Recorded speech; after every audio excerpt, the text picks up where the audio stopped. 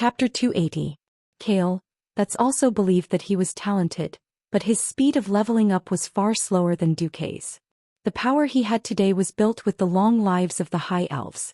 Kale, that's heart rippled, and Jaina, who still had the temperament of a little girl, jumped up and down excitedly, congratulating Duque. Elusia's expression was a little complicated. She did not know how to describe the relationship between her and Duque, which seemed to be close, but in fact did not have much to do with each other. She could only congratulate Duque lightly. In the Barra family, Elusia felt suffocated. The noble Barra family was a typical aristocratic family. Her father, Arikos, had extraordinary means and abilities, and had unparalleled influence in the entire Alterac kingdom. However, he was very cold when it came to kinship. He had almost no time to care for his children.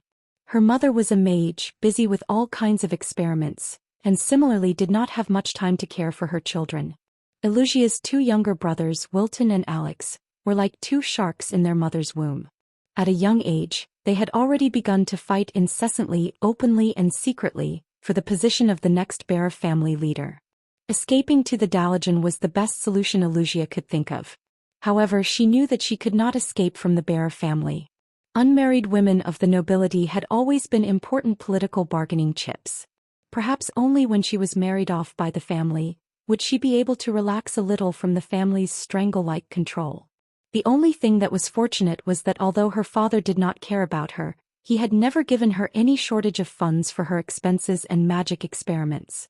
Today it seemed to be a little different. Elusia knew that her fate would be linked to the man in front of her for a long time, who looked like a big boy named Duque. Kale. I'm not familiar with the Dalajan, but since you said that as long as you are a mage you can attend classes in the Dalajan, publish papers, or do all kinds of things related to your identity as a mage to expand your influence. I happen to have time, so I'll give a few public classes. Kale. Eyes lit up when he heard this. Oh, really, that's great. What class do you want to give? What's the topic? Duque smiled mysteriously. Basic practice of multicasting, and heat transfer theory of fire. Duque saw that Elusia's body trembled. These were her mother's excuses for letting her study with Duke. The eldest daughter of the Barra family raised her head in bewilderment. She did not know why Duke had chosen to be a guest lecturer at such a time. Kale. Knew that it was because of his suggestion that Duke had decided to expand his influence and work hard to rebuild the Stormwind Kingdom's mages. Dalaran had an academy that was open to the public. As long as one paid a low fee, they would teach apprentices with magic aptitude the basics of magic.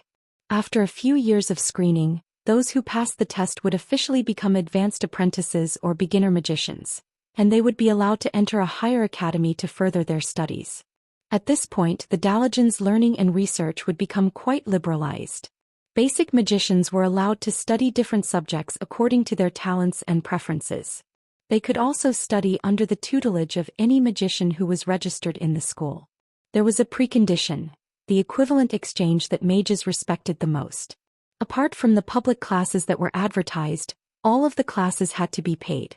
The academy would evaluate the practicality of the subject taught by the lecturer, the theoretical content, the standard of the lecture and many other factors, and then set a price.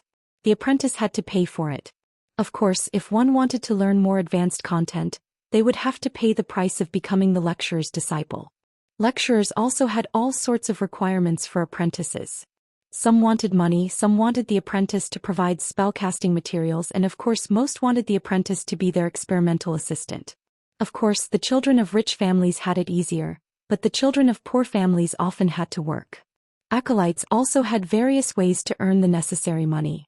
For example, the simplest way was to sell oneself to the Dalajan Mage Guild, sign a contract, and work for them for years in exchange for money. They either worked as mercenaries or created magic items to sell. There were both opportunities and responsibilities. This was the Dalajan. It wasn't an exaggeration to say that as long as Duque showed enough strength, it wasn't impossible to recruit another group of mages. After all, the Stormwind Mage Guild only existed in name. All the mages added together could only fight 12 people. This was just the number of people in a small team. Apart from Duque and the retired old man Norton, everyone else was an earth mage. Duque smiled and wrote down a few advertising slogans. A duel of magic isn't as simple as you think. Still thinking about how to make a bigger fireball to defeat your opponent? Then you're out of date. The legendary mage who burned 100,000 orcs, Duke Marcus, will teach you multicasting. Once you learn it, you can definitely beat other mages of the same level. The three audience members looked at it and their faces turned pale. Arrogant, egotistical, and absolutely subversive. This was because, in the traditional Dalaran mages' teachings, the lecturers mostly taught how to deal with opponents who were also mages. They mostly taught how to build a magic shield and then bombard each other with a bigger fireball to destroy the opponent's shield and achieve victory. What? A big fireball couldn't defeat the opponent? Then it must be because your fireball wasn't big enough. There was no enemy that a big fireball couldn't defeat. If there was, then 2 fireballs would be enough. Now, Duque actually overturned all the arguments of these academic lecturers. If this wasn't subversive, then what was? If it was anyone else, they would definitely be criticized for being sensationalist, but Duque had a lot of achievements to back him up. Whether it was the battle against the demons in Karazhan and killing Medivh, the burning of the Elven Forest, the rescue of 50,000 elite soldiers with the ice ship, or most recently, the rescue of 4 kings from a large group of orc sword saint assassins with his own strength. All of them were dazzling achievements. Before there was better and more sufficient evidence to prove that Duque couldn't do it, no one could refute Duque. No one would be stupid enough to think that Duque was an academic mage. Duque was classified as a typical practical mage. No, to say that practical mages were weak.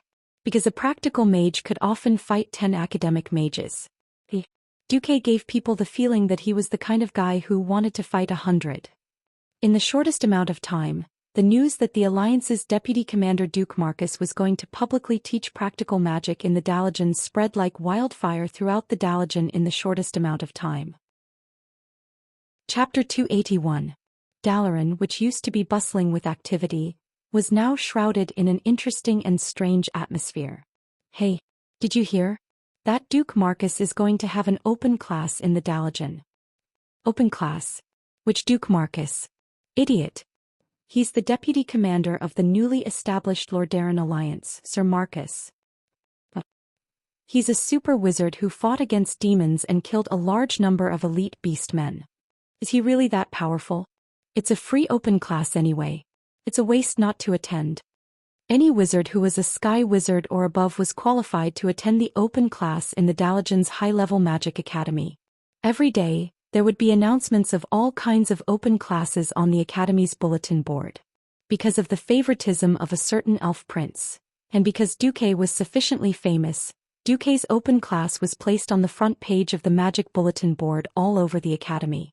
Not only did it have a dazzling red border, but there were also many hands of magic, which symbolized Duque's signature skill, releasing fireballs to attack the image of a scarecrow. Naturally, this attracted a lot of attention. The Dalajan would decide the grade of the open class in a very simple way, and that was through student voting. Any apprentice or wizard could press their magic seal on the bulletin board to show their interest in the class. The day before the class started, they had to go to the Dalajan's curriculum system to confirm the class. The academy would confirm the location of the class the night before according to the number of people participating in the open class. The result of Duque's open class was, of course, popular. It was very simple. Duque was famous enough. He killed the demon king Sardras, the successor of Karazhan, the Duke of Stormwind, the deputy commander of the Alliance, the youngest peak sky wizard of the current generation, the victim of 200,000 beastmen, and the wizard who could best use magic to coax peerless beauties. Any one of these could attract the attention of apprentices and wizards, not to mention all the glory and fame. The result of the unprecedented popularity of registration was that the number of applicants far exceeded the capacity of any Dalajan lecture hall. The Kirin Tor Council, which was actually Kale, had no choice but to announce that official mages would be given priority to attend the class, and the remaining places would be given to apprentices. They would be ranked according to their results, and the best batch of apprentices would be given the right to attend the class.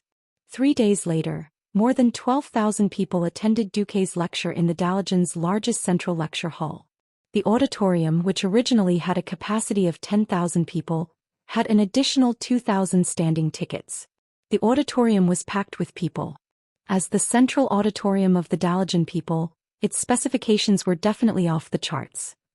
Even Duque was flabbergasted by the things that seemed scientific but were actually unscientific.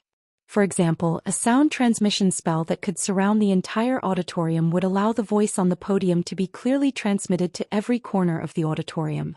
Another example would be a huge magical image. In the auditorium of 10,000 people, Duque was just a small person to the friends sitting at the top of the mountain.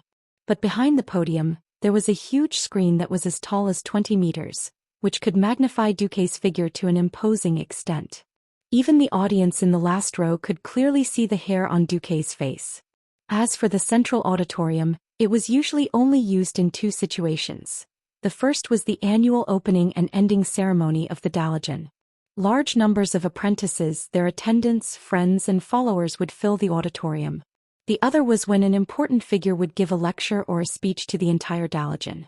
In the past 10 years, only Antonidas had enjoyed such treatment. Now there was a situation that could be considered as the second one. Duke. In terms of battle achievements, Duque was definitely qualified.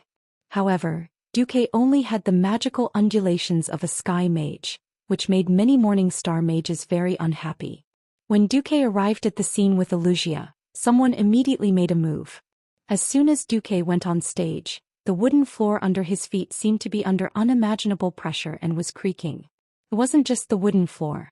The stone wall, the curtain, the door, and the huge glass window not far from Duque were all trembling as if they would fall apart at any moment.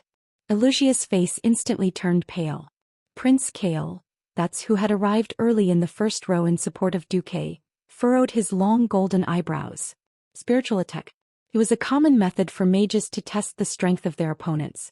For a moment Kale, that's wanted to stop it, but he immediately gave up. Respect was not something that could be obtained by talking big.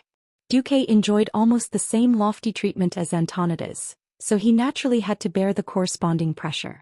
Even though Duque was also a mage, and the Daligen welcomed any mage to study in this sacred land of magic, Duque was after all not one of the Daligen.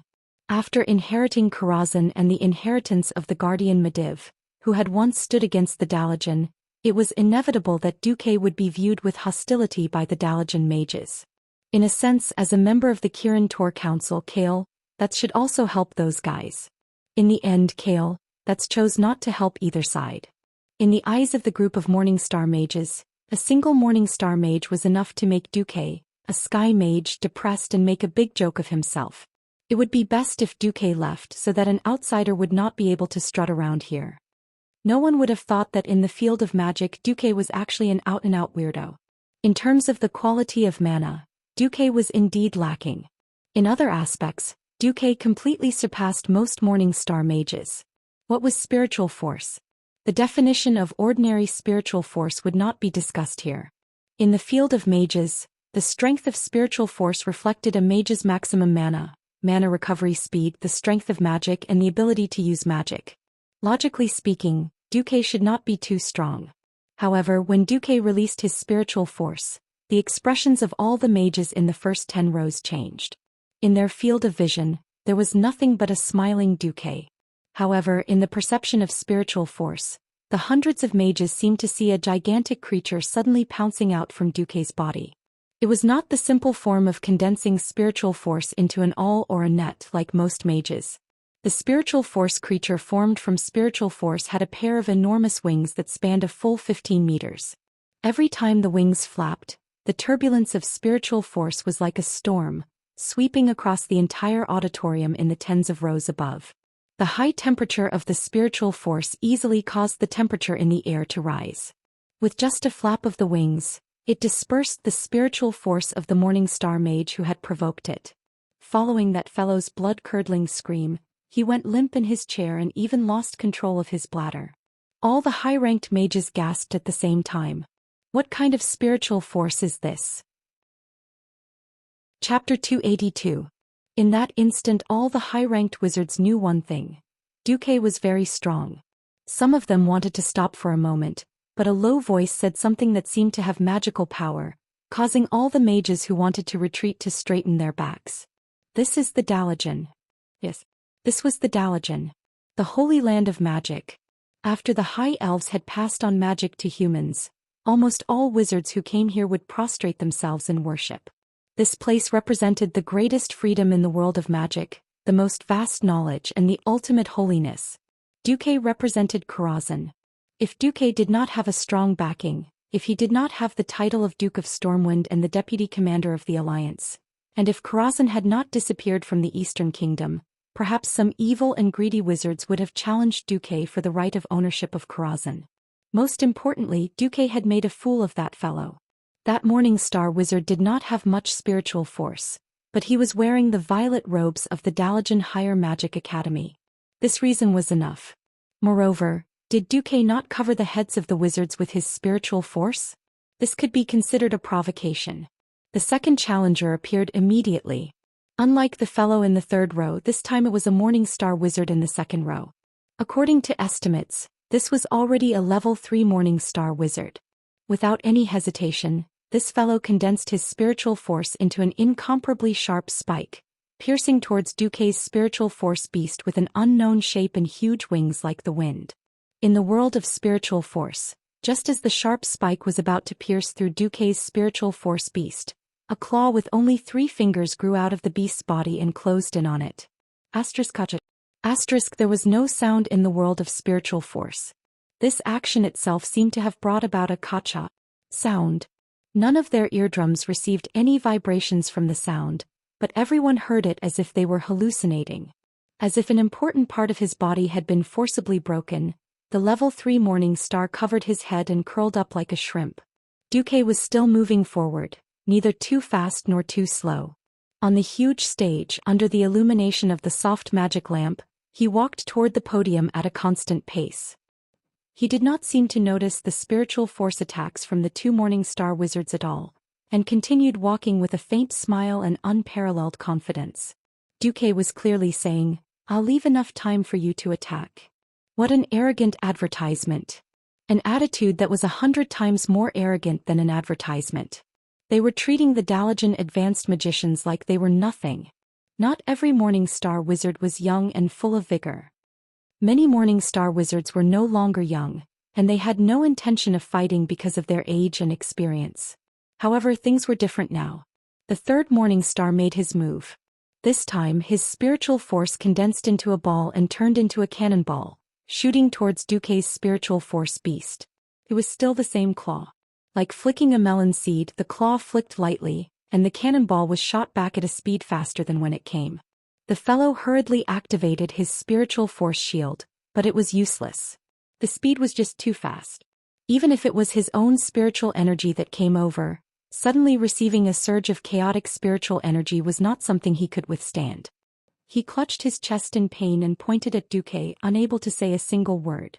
The 4th Morning Star was sitting at the side of the first row. This Morning Star wizard was obviously one of the best among the Morning Stars. Whether he was a level 7 or 8, Duque did not know. All he knew was that this fellow's spiritual force had turned into a 3-meter-tall giant with a blurry figure. It wielded a giant axe and chopped down at Duque's beast. This fellow was too much. If the attacks from the other 3 were mainly probing attacks, this fellow was definitely going all out. Even though they did not dare to underestimate Duque, a spiritual force attack of this level could destroy the opponent's magic circuits and turn him into a cripple. Duque furrowed his brows, his expression turning cold for the first time. This time the beast's counterattack was a long tail. A tail that was at least 10 meters long and as thick as a bison's body swept towards them. The mages could even sense the clear scales on the tail. Crack. The handle of the giant axe, the giant's head, and even half of the giant's body were all crushed by this incomparably heavy tail with an even higher concentration of spiritual force. Ugh! This fellow vomited blood on the spot. Bright red blood flowed out from the gaps between the fingers of his left hand that he had covered his mouth. At the same time, the tiles under his feet and the chair he had made were all turned to dust. He fell to the ground pathetically, unable to sit up no matter what. In the first row, no less than 5 Morning Stars looked at each other and nodded in unison, almost indiscernible. It was not an excessive spiritual force attack, and the level of the attack was reduced to that of a probing attack. However, this was a probing attack that was close to going all out. Be it a sword, a spear, an arrow, a stinger, or a hammer, 5 different spiritual force weapons attacked Duque in unison, arriving in front of Duque's spiritual force beast almost at the same time. Anyone could see that Duque's spiritual force beast had been specially made into the form of a dragon. Most of the wizards snorted. It took a lot of effort to make the spiritual energy look like this. Everyone agreed that it would weaken the offensive power of the spiritual energy. Since the brain would put extra effort into forming the form, most mages would choose to use the more simple and practical form of the spiritual energy. This did not include Duque. With the help of the system elf, Duque would not only make a dragon, he could even make a Ultraman and play with the death ray. What Duque valued the most was the system scan, which helped him instantly identify the weak point of the opponent's spiritual force. In every wizard's spiritual force ball, the quality and quantity of spiritual force were not evenly distributed, which gave Duque a chance. Duque was not superior to his opponent in terms of quality and quantity, but Duque only needed to find the weak point of his opponent's spiritual force, or even the weak point, and that would be enough. In the vision of spiritual force, the wizards could sense that Duque's dragon had finally revealed its true form. However, when the 5 large spiritual force weapons attacked, the dragon's claws suddenly lengthened, and 2 kitchen knives appeared in its claws. At this moment, Wuxia, who was trembling behind Duque, heard Duque's soft voice. 56 consecutive meteor blasts slash. The spiritual force blades danced at high speed, stirring up a storm that instantly engulfed the space between Duque and the 5 Morning Star wizards. In the blink of an eye, the 5 wizards collapsed into their seats. Chapter 283. Impossible. This was absolutely impossible. How could a sky wizard defeat so many Morning Star wizards in the domain of spiritual force? Looking at the wizards who looked like frostbitten eggplants, no one could say a word. It felt like these Morning Star wizards, who were rather famous in the Dalajan, were complete fools, each of them extending their faces for Duque to slap. It wasn't just an ordinary slap, but one that grabbed their collars and slapped them back and forth until their faces were swollen. A total of 9 wizards, 1 sky star and 8 morning stars, had charged forward in the most shameful form of attrition warfare. In the end, they had been defeated by 1 person against 9, and all of them had been defeated without even catching their breath. Did they not see Duque slowly walk across the podium in an incomparably confident manner? In the huge hall, apart from Duque's footsteps, there was almost no other sound. Of the 12,000 people in the hall, not a single one was an ordinary person. They were either official wizards or acolytes. As long as they were acolytes, they would be able to sense the spiritual force undulations from the battle between Duque and them. Everyone was very clear about the probing effect of releasing their spiritual power. Evidently, even the acolytes who had not seen the whole picture knew. Duque had obtained complete victory. 1 against 9. If Duque was not a foreign wizard, and if Duque was a lecturer from the Dalajan, then what would be welcoming Duque would definitely be thunderous applause. The acolytes and novice wizards were all agitated. In this huge fan-shaped hall, everyone's gaze was on the first row. After all, only the high-ranked wizards there could defeat challenge Duque successfully. In the middle of the first row, there were still a few publicly acknowledged Morning Star wizards. However, they were unmoved, as if they were the best students, listening attentively. In reality, the real focus was on the only Radiant Moon wizard present. Kale, that's the High Elf Prince of Kuel Salis. If Kale, that's made a move, even 10 Duques would be defeated. But would Kale, that's make a move? What a joke. Kaizi was here to support Duque. Seeing that Kale, that's had maintained a gentle and refined smile ever since Duque had appeared, the Morning Star wizards who still had the slightest intention of challenging Kale, that's gave up on finding trouble with this incomparably evil sky wizard. 1 step, 2 steps, 5 steps, 10 steps, step by step Duque walked up to the podium. His figure was magnified by the huge projection screen behind him. At this moment, the first round of applause sounded in the venue. Applauding before the lecture begins is a form of courtesy, a form of welcome. However, with Kale, that Sunstrider leading the applause, it was a grand welcome and support that could not be any more grand. Kale, that wasn't clapping from his chair. He was standing up and clapping for Duque. Immediately, the second round of applause rang out. This was from the little princess of Kuel Tiras, Jaina Proudmoore. This mage apprentice of noble birth had long been the dream lover of countless mage apprentices. However, she seemed to be a little close to Prince Arthas of Lordaeron, and the apprentices could only suppress their admiration. The third round of applause rang out almost at the same time as the second. It was from the person most young wizards pursued, Miss Wuxia Berov of the ancient noble bloodline of the Arather Empire. Even though she was standing not far behind Duque as an assistant, her real attitude still caused a silent uproar. It was only then that the people in the auditorium truly realized that the person standing on the podium was not only a true mage, but also a noble existence who was deeply trusted and respected by the upper echelons of various countries. There was no more hesitation. Immediately, thunderous applause rang out in the auditorium. It was so loud that it was enough to make people outside think that some kind of terrifying experiment had exploded. Duque's hands pressed down, and after a while the applause gradually stopped. Clearing his throat, Duque's slightly magnetic voice spread to every corner of the auditorium. I'm very happy that so many people have come to listen to Duke Marcus's lecture today. In the following time I will explain the importance of multicasting and the basic training methods. I hope that my lecture will be of help to everyone on the path of magic. Magic is a mysterious field. I think that the first thing that every lucky person who is qualified to step into this field should do is not to be bound by common sense. What? This can't be done, oh, that's impossible. These are the most unacceptable thoughts. So we have to free our imagination. Here I will first demonstrate the benefits of multicasting. After saying that, Duque turned his head to Wuxia. Miss Berov, later when you have a magical shield, please attack each other with the lowest level of level 1 fireball. And please do not use any metamagic abilities, and try to maintain the power of the fireball between 14 to 22 MP, Wuxia nodded. Magic points were the standard to measure the damage caused by a spell. 14 MP meant that if it hit, it would cause 14 points of basic damage to a creature with no magic resistance. In the next moment, when Wuxia indicated that she was ready, the two of them bombarded each other under the supervision of the magic scale. 1. 5 seconds of casting time, the same amount of mana consumption, 16 points and 22 points of damage. This is what you all know as using a bigger fireball to deal with the opponent, right? As soon as Duque's voice fell, the audience burst into laughter that they were trying to hold back. However, when using a level 10 fireball, the casting time becomes 5 seconds. Normally, the person with the bigger fireball wins, right? That's right. An apprentice shouted. Alright, now I will split the mana required for a level 10 fireball, and then continuously bombard Miss Berov. Everyone see the results. Wuxia was still chanting, attacking Duque with a level 10 fireball every 5 seconds.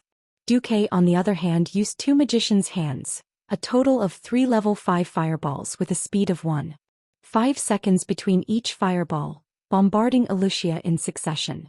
Everyone was immediately surprised to see that Wuxia, whose magical shield was continuously bombarded, was quickly showing signs of defeat under the situation of the total amount of mana consumption. Although the continuous attacks were not considered powerful, it was obvious that the magic attacks impacted her shield, which affected her concentration, causing the chanting time to be extended. At the beginning, Wuxia could barely maintain the completion time of 2 or 3 fireballs within 4 seconds. But towards the end, the fireball, which was as common as eating and drinking to most official mages, actually took a full 6 seconds to shoot out 1 fireball. Everyone could see that both damage and accuracy were greatly reduced. Chapter 284. Just as Duque's 12th fireball hit Wuxia's magic shield in a 3-on-1 situation, the shield, which should have lasted longer, suddenly exploded. Looking at the fireball that was heading straight for her, Wuxia let out a cry of surprise. Everyone thought that Duque's fireball was about to destroy the flower, and there were even some apprentices who could not bear to see the beautiful Miss Berov disfigured. At this moment, Duque snapped his fingers and all the fireballs that flew out actually made an elegant circle in the air, circling 180 degrees and returned to Duque's side, floating in the air. Duque raised his hand and all the fireballs disappeared. Duque's voice sounded again. I did not use other metamagic abilities to bully Miss Berov just now. This technique is actually similar to when people are facing the siege of 3 mages or magic apprentices who are of a lower level than themselves, and are often flustered by the enemy's continuous attacks. It's just that after mastering multicasting, you become the one fighting with the many. In order to leave a deeper impression, please take a look at the following footage. What Duque was showing on the magic screen was the footage of him using 108 hands of magic to rain down arcane missiles on the orc army at the Red Ridge Mountain, using the simplest arcane missiles to form an exaggerated barrage. The lowest level of magic caused the most gorgeous massacre. This kind of epic-making real-war documentary gave the strongest psychological impact. Just 2 minutes of footage, more than 11,000 apprentices were mesmerized. Not every apprentice with magic aptitude had the opportunity to become an official mage. Below, in addition to those young faces, there were middle-aged magic craftsmen, white-haired human elders in their 70s or 80s, and high elves who did not have much aptitude but resolutely left their countries to seek the truth of magic. These people all had the same dream, the dream of making themselves stronger in magic. For a moment, too many people's breathing quickened. A hand was raised and Duque called his name. Please speak. Excuse me, does learning multicasting require specific talent? This was the focus of everyone's attention. I can only say that those with talent will make faster progress in learning the supreme magical skills of multicasting. However, I believe that everyone can learn this technique after rigorous self-training. At the very least, it can greatly improve their spellcasting ability. Duque used a magic pen to write the words multitasking on the special magic board on the podium. The words were clearly reflected on the big screen. Multicasting is the most basic of the basics. If you have enough biological knowledge, you will know that whether it is humans or elves, the brain is actually divided into left and right parts. The left and right sides of the brain could actually coordinate, allowing the human body to make coordinated movements. In fact, the left and right sides of the brain can direct our left and right hands to make different movements and give different responses. With that, Duque showed it to everyone with the help of the system elf. At the same time, he drew a circle with his left hand and a square with his right. Looking at an extremely standard circle and a square at the same time, everyone thought it was easy at first, but later they were shocked to find that it was not as easy as they thought. Either the left and right hands drew both circles at the same time, or they drew both squares at the same time. The best was to draw 2 awkward patterns that were neither round nor square at the same time. There was never a lack of geniuses in this world, and soon someone succeeded. For example, Jaina, she easily drew a circle and a square at the same time in the air with the arcane energy flowing out of her fingers. Apart from her, more than 10 people succeeded one after another. Not only were there official mages, but there were also magic apprentices. At this moment, Duque stopped. I'm glad that many students succeeded. Because time is limited, please practice in this direction on your own. I can give you a simple standard. The second stage is this. Shamelessly, Duque gave his right hand to himself and his left to the system elf. Then both hands started at the same time. The left hand drew a more complicated polygonal pattern, while the right hand drew an arc of different radius. The third stage. At this time, his left hand drew a Dalajan-style architectural pattern, while his right hand sketched directly at Wuxia. Wuxia's face turned red. In the end, when you can do what I did, it will be perfect. Duque used both his left and right hands to silently write the incantation. It was the incantation for the simplest, fireball, and frost arrow. These 2 completely different sentences made the audience gasp in amazement. Not only the apprentices, but even the official mages had to admire Duque's nature-defying abilities. Prince Kale, that's who also mastered multicasting, also revealed a thoughtful expression.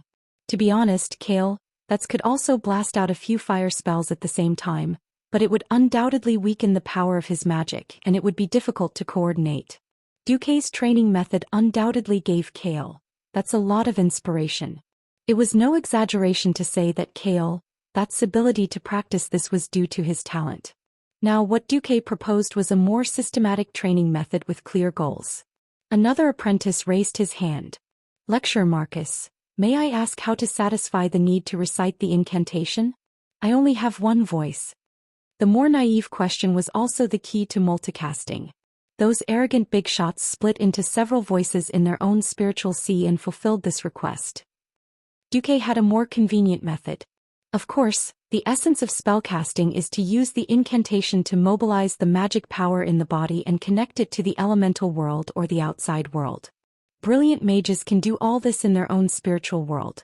But I have a simpler method, and that is to use echoes.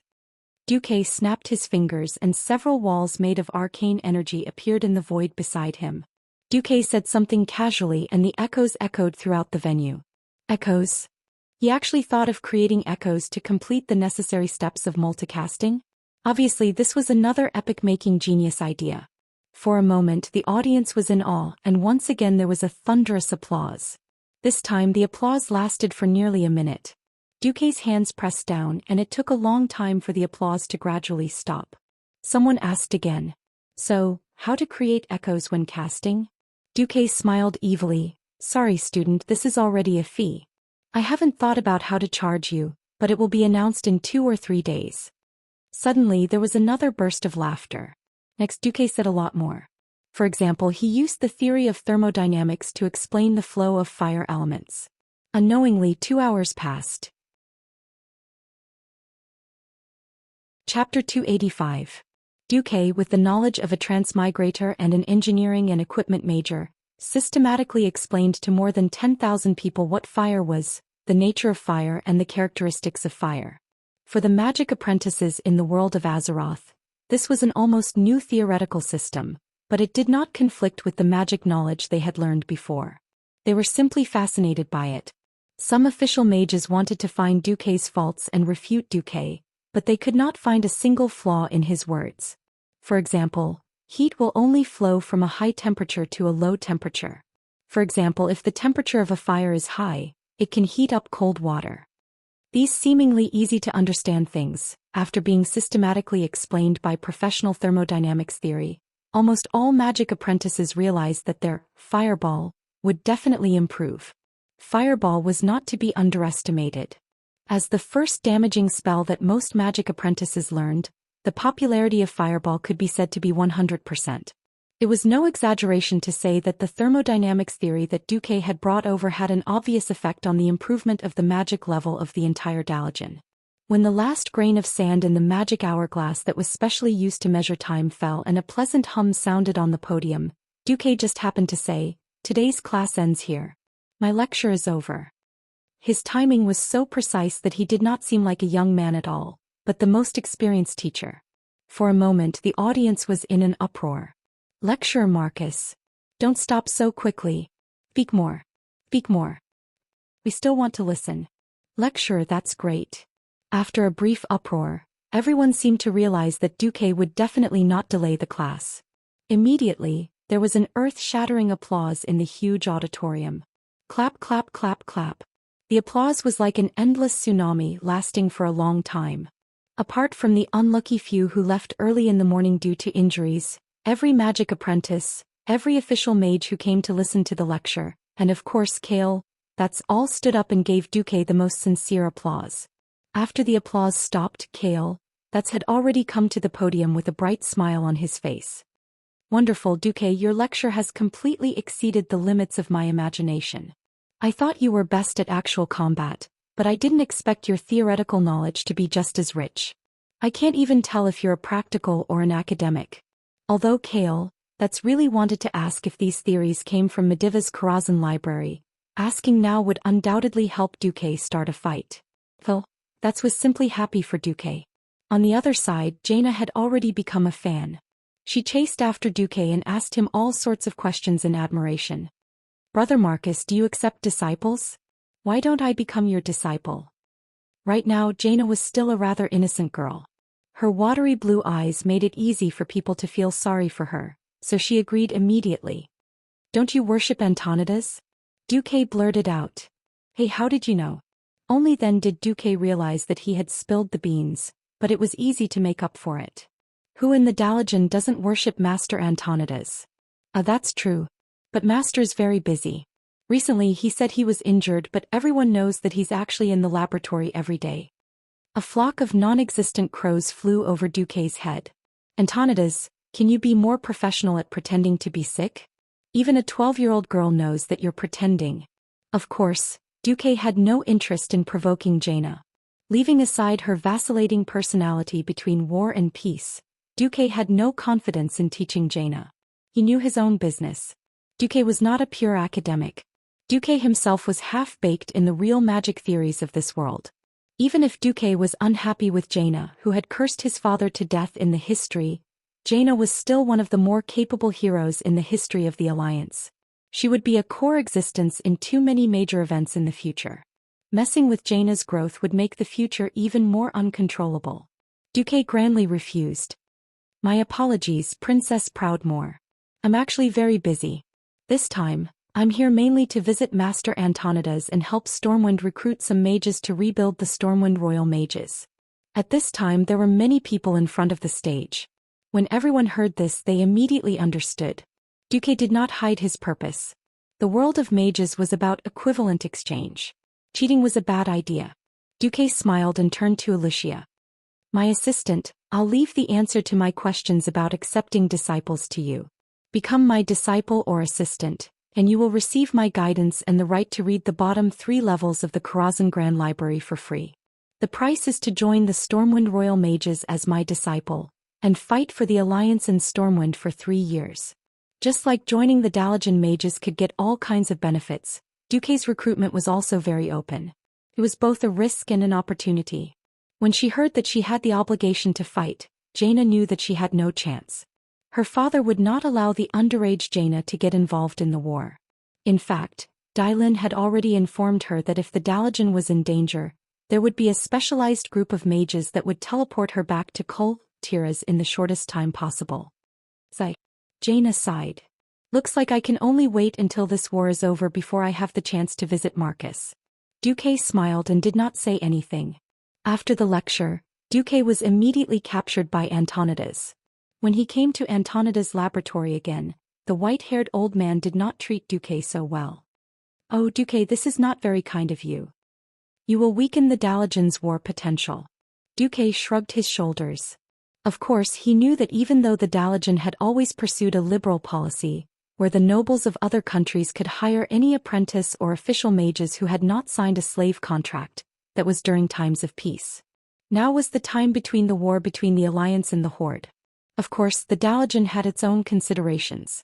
Duque's blatant recruitment would not cause any problems on the surface, but he was afraid that the Kirin Tor Parliament would make things difficult for the Alliance. Duque bowed deeply. For the future and war potential of the Dalajan, I am willing to make 1,000 copies of Karazhan's magic books and give them to the Great Dalajan Library. Antonida's long white eyebrows twitched. 5,000 copies, 100 mages, 300 apprentices. 2,000 copies, 500 mages, 1,000 apprentices. Why don't you just rob them? The Kirin Tor Parliament's president was furious. Wrong, it's easy to rob them. Duque obviously knew the importance of those magic books. He was not worried that Antonidas would not take the bait. Knowledge was power. No, that's too many. At most 200 mages and 500 apprentices. Thus, the two of them who could shake the Alliance with just a stomp of their feet, began to bicker like antis in the market in this laboratory where there were no outsiders. The final price was 3,000 copies of magic books in exchange for 200 official mages and 500 apprentices. Chapter 286. In the Hillsbrad Hills there was a stone castle standing on a hill. This was the temporary palace of the Stormwind royal family. Almost every day new decorations were brought into the castle, be it rockery or beautiful marble statues, or replacing the previously terrible floor tiles. King Lang repeatedly said that the kingdom did not have the financial surplus to pay the stonemasons' wages. The stonemasons expressed their gratitude towards Duque for saving their lives. Since they had nothing to do in the winter after building the blockhouses, they could find some stones to practice with. However, the stonemasons also expressed that when rebuilding Stormwind City in the future, they still needed to pay the required wages, but only at the cost price. Lang expressed his agreement. Looking at the so-called refugee camp that was becoming more and more prosperous, Lang was quite speechless. It was already quite inappropriate to call this a refugee camp. It was completely the prototype of a new city. The 3-meter-high stone wall could accommodate 3 people walking side by side, protecting nearly 500,000 residents. The newly cultivated fields in the distance were all protected by huge wooden fences. Every 300 meters or so, there was a wooden 10-meter-high arrow tower that could monitor all directions of the fields without any blind spots. There was nothing lacking in the city. The market, medical, sanitation, fire protection, water supply, city guards, and all the other buildings were arranged in an orderly manner. In a city that lacked money, there was no such thing as the state taking care of everything. All food and daily necessities had to be exchanged through labor. About 30% of the food harvested in the autumn was handed over to the Ministry of Civil Affairs of Storm Kingdom, except for the portion that was necessary for each family. In return, the Ministry of Civil Affairs would issue a batch of vouchers with a stamp and an equivalent amount of money. These vouchers could be used to exchange for cloth and other daily necessities at the market. The rest of the work was similar. Whether it was logging or mining, all supplies were collected in proportion, and the workers received vouchers as wages for the rest. Despite the obvious lack of money, the entire refugee camp was like a self-sufficient independent kingdom, operating extremely well. It was completely unimaginable that half a year ago, this was a group of refugees who had almost given up on life in the future. One day in December, looking at the black smoke rising from the chimneys in the city, Lang felt an inexplicable warmth in his heart. On this day, Anduin and Lothar returned. Lang and Anduin gave each other a warm hug. Anduin, what's the situation? In winter, I, the commander of the Alliance, am a beggar holding a broken jar and going around begging. I only got a bunch of promises that I don't know if they'll be fulfilled. There's nothing substantial at all. It was precisely because there was no one else that Anduin could complain so presumptuously. A promise is better than no promise at all. Lang asked a servant to bring him a cup of hot wine. When Anduin first came in, he did not see it clearly. Seeing that the room was already very presentable, Anduin clenched his fists. Damn it, am I seeing things? Why do I feel like I've returned to Storm Fortress? It does look like it, doesn't it? Lang shrugged. I didn't force the stonemasons to make these things. Anyway, it's Duque's favor. Anduin combed his hair with his fingers. Compared to him, I feel that my diplomatic skills are terrible. Yes, what good news does that kid have? Is a new team of mages from the Storm King family considered good news? 200 official mages and 500 mage apprentices. Although they've only signed a 3-year contract. Lothar's eyeballs were about to pop out of their sockets. Is old man Antonidas willing to let them go? Duque said that he used a copy of Karazhan's magic book to exchange for them. I don't know anything about magic. Anyway, what he said was true. Since Stormwind had put in so much effort to help collect it, it's definitely worth it to exchange a dungeon for these people. Of course I agree. Agree. Oh my god, that kid is too impressive.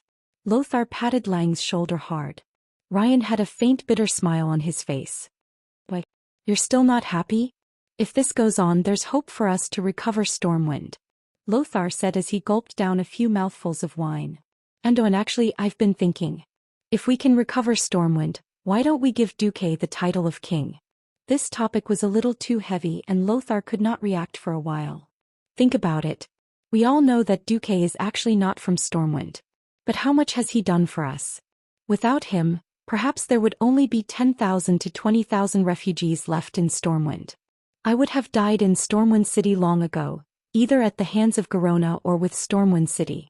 I know that you'll take good care of William for me.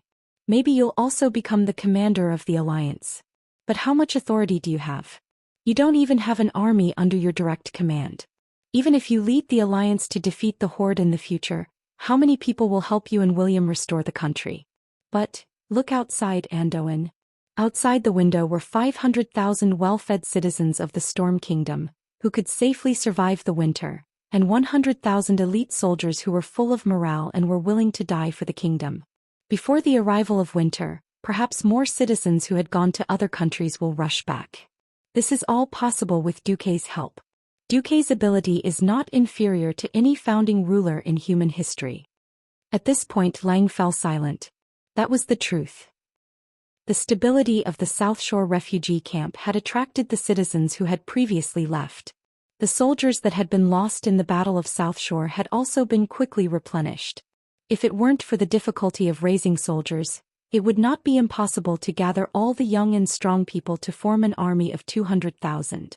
Of course, all the young and strong people in the refugee camp had begun to receive military training. There were still plenty of reserve soldiers. Thoradin the Great is great, but as the capital of the Arathar Empire, the torrential fort declined after a short period of time. The other city-states have become independent kingdoms, such as Rotterdam and the Dalajan. There are still many enemies for humans. this is an unstoppable trend, why not just let them go? Have you asked Duque? Andoin suddenly asked. Oh. But you can imagine that Duque also has subordinates and Duque also has people who support him. When that time comes, it won't be a matter of whether Duque wants to or not. Lang sighed again. I who once destroyed a country have thought through everything now. Anyway, I will go with the flow. After the restoration of the country, Duque can be conferred the title of king if he wants.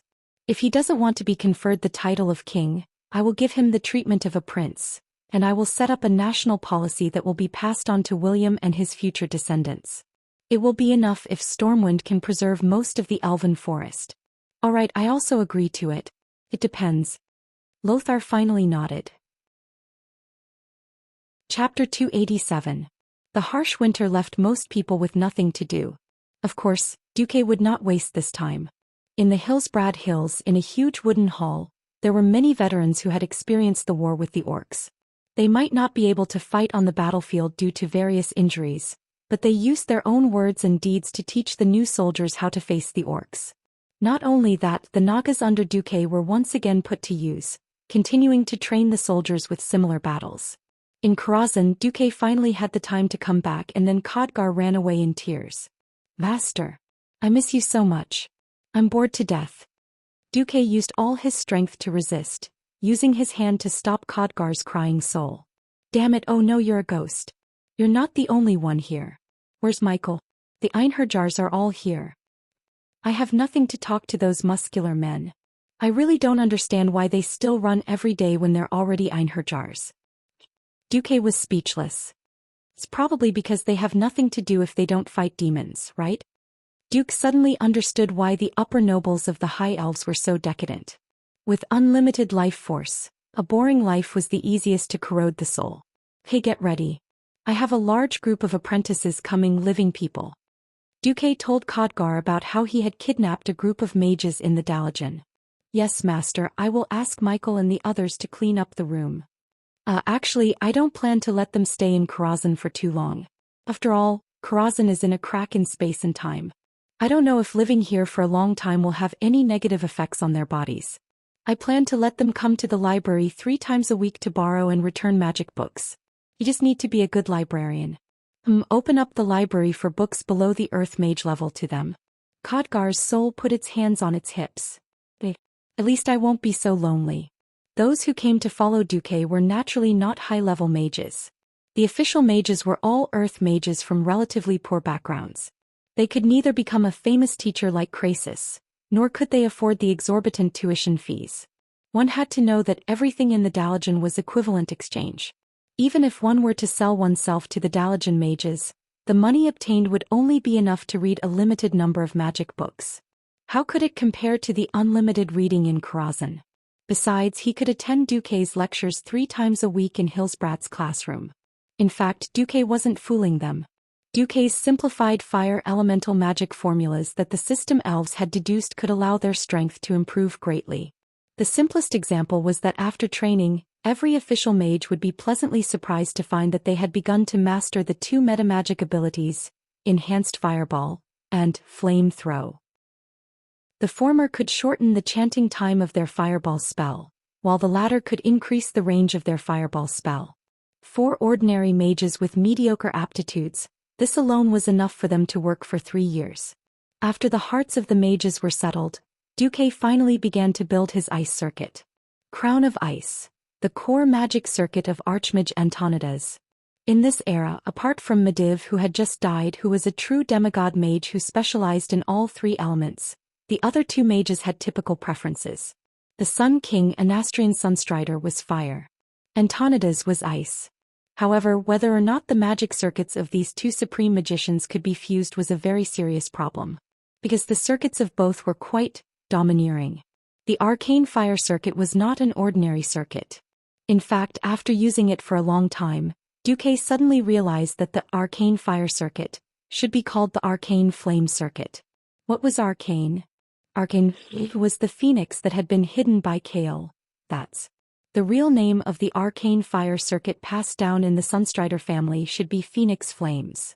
Why did the Sun King know that Aurelia had lost the cultivation method of the Phoenix Flames magic circuit, but only punish Aurelia for 3 months. Why did Antonidas give away the model of the top-tier Crown of Ice magic circuit just like that? Was Janus Barov really that important? Duque had carefully considered this question before. Recently, the system genie had given Duque an answer. There were no problems with these 2 sets of magic circuit models, nor were there any flaws. As a foundation, these were the best ice and fire circuits. The crux of the matter was that when advancing to a higher level, a specific item was needed. A core item that could allow fire or ice elements to be further sublimated. Simply put, it was a flame origin comparable to Kale, that's Phoenix, Arcane, or an ice origin of the same level. Otherwise, advancing to Morning Star was the limit of this circuit. Perhaps Duque could beat some Radiant Moon mages with the help of the system, but he would never be able to attack a true Breaking Dawn. Duque suddenly smiled bitterly. The old guys are really smart. Antonidas did not give Duque an arcane magic circuit, but it did not matter. The original Phoenix Flames also had an arcane circuit model. As a fire magic with explosive damage output, it required more arcane magic support, so the arcane model of Phoenix Flames was still very strong. The system estimated that unless he wanted to advance to a Radiant Moon mage, this arcane model was definitely enough for Morning Star. If a Phoenix's fire elemental source was installed in the Phoenix Flames circuit, then the fire circuit would squeeze Duque's arcane circuit like a juicer. When that time came, a new source of arcane magic would also be necessary. Alright, let's take it one step at a time. In the highest level of Karazhan, Duque set up a series of protective spell formations. These were things he had learned from the books in Karazhan. It was not enough to defend against true experts, but morning stars were not a problem. With Karazhan's own defenses, it was still very safe. System notification detected that the host has a large amount of professional knowledge related to refrigeration. Relevant knowledge is being imported. Thermodynamic fundamentals, hydrodynamic pumps and fans, refrigeration principles and equipment, air conditioning principles and equipment, refrigeration process design, refrigeration and air conditioning automation, refrigeration and air conditioning engineering. Knowledge import complete. Optimizing the magic circuit model of Crown of Ice. Optimization complete. Beginning modification of the host's original magic model. The next moment, Duque felt as if he had fallen from a warm world into an icy hell.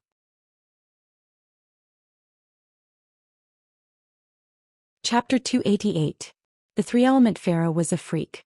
However, in Duque's memories, only Medivh and Khadgar were three-element pharaoh. The rest were mostly fire or ice. Even though the system elf had fully calculated the possible consequences of practicing the Crown of Ice, and considered the possibility of fire and water being incompatible, Duque had still severely underestimated this. Logically speaking, the Phoenix Flames, which had the home advantage, should have the absolute upper hand. Thus, before reorganizing his arcane spell circuit and adding the Crown of Frost, Duque deliberately weakened the arcane spell circuit's supply of arcane energy to the flame spell circuit. What Duque did not expect was that the optimized Crown of Ice would actually turn the tables on him and take the initiative to snatch all the energy ports of the arcane circuit. What the F***ck? Duque cursed, a system elf. Why is the Crown of Ice suppressing the Phoenix Flames? Aren't the two circuit models of the same level? Oh dear host, let me calculate for a moment. Beep, calculation completed. It seems to be because the Phoenix Flames is the basic version for beginners, while the Crown of Ice is the advanced version for advancing wizards. The latter is more complete. In order for the host to advance to a Morning Star wizard, the Crown of Ice has begun to absorb all the energy in the surroundings for advancement. Duque suddenly realized that not only had the icy circuit cut off the energy source of the Phoenix Flames, this overbearing magic model had actually begun to erode the fire circuit, attempting to transform it into ice. Wait. If this goes on, what will happen to my magic circuit? Beep, the latest deduction. If the host is unable to control the spread of the icy circuit, after advancing to the Morning Star realm, the icy circuit will dominate all circuits except the most basic arcane circuit, and will prevent other types of circuits from being produced in the host's body. At this moment, Duque's heart skipped a beat as if it had been petrified by magic. Then a gust of wind blew, turned to ash, turned to ash. Damn it. Without another word, Duque flipped the table in his mind.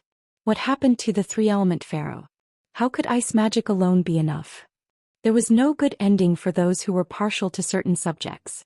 Thinking back to history, weren't all the ice mages who specialized in the ice element beaten up in the end? Antonidas was pushed by Arthes. Kel, Thuzad, who had become a frost lich, was pushed down by 40 players. Jaina's defense of Mount Hyjal could not withstand Archimonde's frenzied attacks. No, I don't want a simple frost circuit. Then, I can only ask the host to enter his spiritual world and obtain complete control of the crown of ice. However, this is very dangerous. If the host fails, your soul may forever be trapped in the depths of your own spiritual sea. You will become an existence equivalent to a vegetable. Whatever. Fortune is found in danger. This young master will risk it all. The next second, Duque's entire consciousness was sucked into a magical illusory world. Duque looked up at this lonely peak and was speechless for a long time. He thought that Mount Hyjal in the world of Azeroth was majestic, and Mount Everest, where people fell to their deaths every year before he transmigrated, was steep. However, in front of this lonely peak that stood tall in Duque's spiritual world, they all had to prostrate themselves. Duque did not know if he should call this lonely peak a mountain, because this was completely beyond the scope of natural scenery.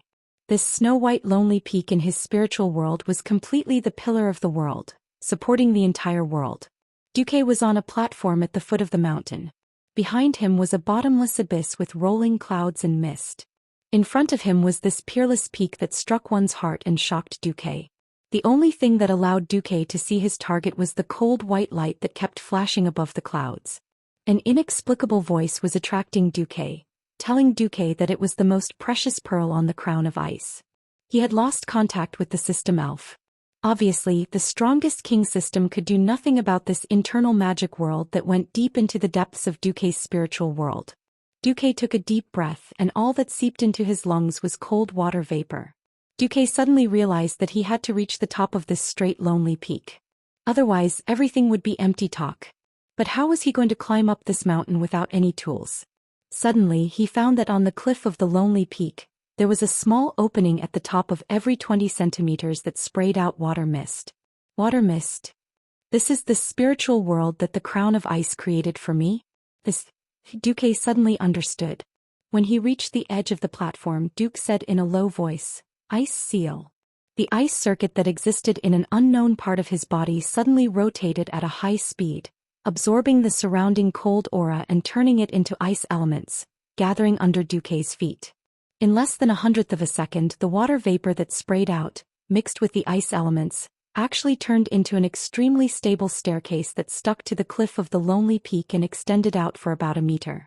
It just so happened that this staircase was actually stepped on by Duque. Duque looked up at the sky.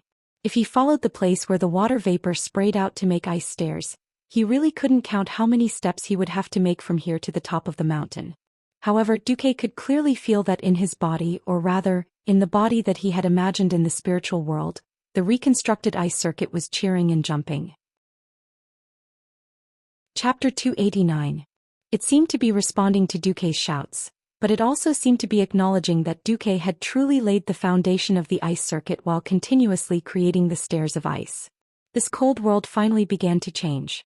The white clouds that were rolling and surging under his feet seemed to have suddenly become violent.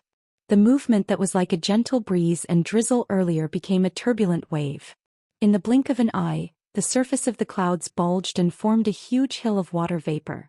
With a loud splash, the cloud layer that was supposed to be in a gaseous state suddenly turned into a liquid state in the blink of an eye. The clouds below turned into a sea that stretched to the horizon. Seeing that the sky had turned into the horizon, Duque was tongue-tied. Indeed, it was too stupid to focus on science or reason in the spiritual world. This huge lake that seemed to have as much water as the Lordaeron Mill Lake next to the Lordaeron capital seemed to have gathered together in just 3 seconds. A pair of incomparably huge arms made of pure lake water stretched out from the huge hill of water. Then, an eye that was even bigger than a carriage lit up on the huge hill of water. It was a water elemental that was even bigger than a titan. As the saying went, gentle as water. Sorry, this thing's temper did not seem to have the so-called gentleness of water at all. Instead, it was even more irritable than the fire dragon. It did not even shout, "Go to hell." With a wave of its arm, it smashed its arm toward Duque like a flying axe. Due to the problem of vision, as long as the distance was far enough, even the largest thing would still be small.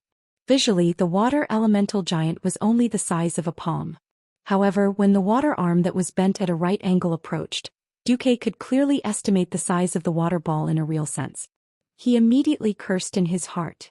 This was a huge water weapon that was more than 50 meters long on one side and shaped like a boomerang. Duque could not think of how to describe this thing, but he was extremely sure that even if this thing did not cause fatal damage to him in the first attack, it would kill him in the subsequent second attack. That's right. A drop of water was nothing to a human. But to an ant, it was enough to drown the ant. Right now Duque was that ant. As a water elemental creature, it would definitely drown Duque in its most proficient water manipulation skill. Perhaps some people would say, would Duque drown now that he was a spiritual entity? Duque didn't know, but Duque's intuition told him that once he was hit, he would be done for. Was dodging useful? It was impossible to estimate how many water elements were born after the sea of clouds turned into water. In Duque's peripheral vision, there were water elementals in the shape of muscular men showing off their prowess on the surface of the water around him. It was as if God had filled the entire reservoir with water and poured it down on Duque's head. The impact of the giant water boomerang was even more frightening than the collapse of a mountain. At this moment, Duque flipped out. "Do you think I'm a sick cat if I don't show my might?" Duque didn't even know how many times the frost circuit in his body had spun. He only knew that it spun faster and faster. In the end, it became a shadow that the naked eye couldn't keep up with. Since this is the spiritual world, since Crown of Ice wants to test me and show me how powerful you are, since you, as a magic circuit, think that you can dominate such an awesome person like me, then show me your value. Duque seemed to be talking to himself, but also seemed to be putting pressure on Crown of Ice through some sort of declaration. Extreme cold wave. Duque punched the stairs under his feet. Instantly, an unparalleled cold aura formed a fan shape and blasted toward the water boomerang. The moment before the collision, the boomerang folded into a piece and turned into a flat, crescent-shaped water blade. However, after the water blade and the extreme cold wave collided, there was an earth-shattering explosion. This was the collision of water and ice. Water did not have enough volume to destroy or devour everything like a raging wave. Instead, it was the cold aura that caused the water to change first. The huge water blade was broken by the ice chi, and the water that burst out didn't even have time to pour down to form a waterfall before it was frozen by the ice chi into sharp icicles and shot into the distance. It went straight for the water elemental giant that had thrown its arm out. The icicles pierced through the giant and nailed it to the ground. This should not be counted as nailing it to death. This was because the cold aura turned the entire giant into an ice sculpture that was as huge as a mountain. The corners of Duque's mouth curled up into a smile of understanding. Since this can be done, then. At this moment, the huge water elemental giants around him went crazy. They no longer attacked individually. Instead, they dipped their arms into the lake together. In just a few breaths' time, Duque suddenly realized that the water giants had joined forces to set off an apocalyptic tsunami that engulfed the entire world. This was an apocalyptic tsunami in the truest sense. From the surface of the lake all the way to the sky, the vast and invincible seawater occupied Duque's entire field of vision. If he was an ordinary mortal, he would not even be able to imagine how he would break through it. Perhaps the only outcome would be to wait for death. Let this tsunami of despair destroy Duque's spirit. But who was Duque? A transmigrator. He had seen countless disaster movies, seen the White House that had been destroyed N times, and seen the Statue of Liberty that had been smashed N+1 times. Would he take this level of intimidation seriously? Tilting his head slightly, Duque spat out the words with a smirk. Ice Age? The ice circuit had formed an independent small universe in Duque's body. The cold aura inside was constantly splitting and multiplying like atomic fission. From 1 to 2, from 2 to 4, from 4 to infinity. Duque merely stomped his foot, and a cold aura that was even more terrifying than the apocalyptic tsunami instantly swept the entire world. When the huge wave arrived, there should have been a loud rumble caused by the vast body of water, but now there was only the sound of rapid freezing. The white wave quickly slowed down and advanced. The huge wave that should have been like a black hole or a whirlpool was still advancing. However, at the top of the wave, there were even more huge ice blocks that were as large as mountains. The ice blocks were churning, but when the ice blocks collided with each other, only ice crystals were scattered. The flowing water body became less and less. Finally, after 20 seconds, the roar of heaven and earth gradually subsided. What appeared in front of Duque was a frozen and dead world. At this moment, everything suddenly disappeared. The surroundings turned into a pitch-black void, and a pure white and gorgeous crown appeared in front of Duque. A magnetic neutral voice said, "Wear me and I will grant you the supreme power of ice." Chapter 290. After going through so many hardships, traversing almost endless stairs, overturning a huge amount of water elements, he finally arrived in front of the crown of ice, and was bestowed with the power of ice.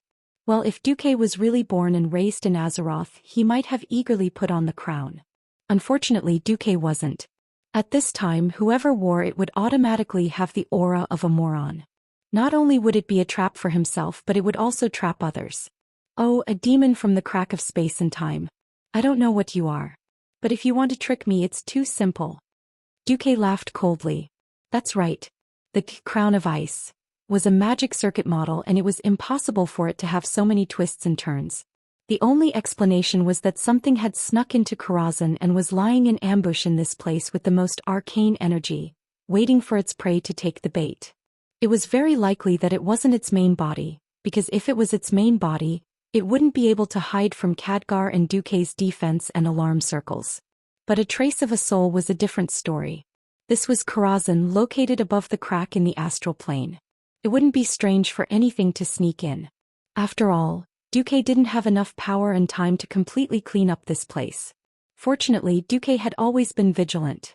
In the next instant, the crown of ice suddenly had a master. A lich whose lower body was floating in the air like a few flower petals, and her upper body was covered in chains that kept spinning back and forth. She wore a purple, black and red magic robe, and her skull was in the shape of a skull. She used her claws to wear the crown of ice. For some reason, this evil existence that appeared in Duque's spiritual world was a little familiar. Beside her, a group of warriors with purple eyes, wearing black and purple heavy armor, and a large group of people in purple and black robes, who were neither human nor ghost, all knelt on one knee and placed their left hands on their chest, showing their utmost respect to the current owner of the crown of ice. Mortal, you don't understand the power and terror of the Burning Legion at all. Do you think that temporarily trapping the great Commander Sargeras will stop the Burning Legion from conquering the world of Azeroth? You're too naive. Nothing can stop the Burning Legion, not even the Creation Titans. Not to mention an ant like you? You have obstructed the Burning Legion time and time again, and you even intend to support the resistance to unite. You are seeking your own death. I am the daughter of Frost, the incarnation of death, the great dead speaker. 7 gigantic ice-blue magic circles spread out with her palm as the center. One was directly behind her, and the other 6 were distributed in a hexagonal pattern. As soon as she finished speaking, the magic array trembled inexplicably. Bang! Countless icicles shot out from the center of the magic array, and pierced through Duque's entire body with ease. Duque was like a chicken wing waiting to be roasted, waiting for the Death Whisper Lady to judge his fate. Duke Marcus. Lady Deathwhisper's voice stopped for a moment. How heavy is the sin of stopping the Burning Legion? You should have been roasted by the flames of hell for 10,000 years. But on account that you are young and ignorant. So I'll give you a chance. Submit to me, or your soul will suffer eternal torture. At this moment, Duque, who was supposed to be dying, suddenly raised his head. There was an indescribable straightforwardness on his face, and his eyes flashed. Fool, if I'm really frightened by an illusion of your level in my spiritual world, I might as well drown myself in a bucket of tofu. Impudent. Lady Deathwhisper was furious. She summoned an iceberg and threw it at Duque. However, Duque did not even blink. It was as if he was waiting for the iceberg to crush him. He raised his right hand at lightning speed and grabbed the peak of the iceberg. The next second, the iceberg disappeared, and in its place was an ice-colored whip that extended from Lady Deathwhisper's hand to Duque's. I've caught you. Duke's face was filled with joy as if he had succeeded. With a light tug he tore the illusion into pieces. The terrifying collapse extended from the whip to Lady Death Whisper, and even the believers and zealots around her. "Oh, no!" Lady Death Whisper let out an earth-shattering scream, and then she and her minions all began to disintegrate. Like a weathered statue, every part of their body, every cell, turned into sand and quickly dissipated into the void. At the same time, a strong fluctuation suddenly came from the void portal on the first level of Karazhan.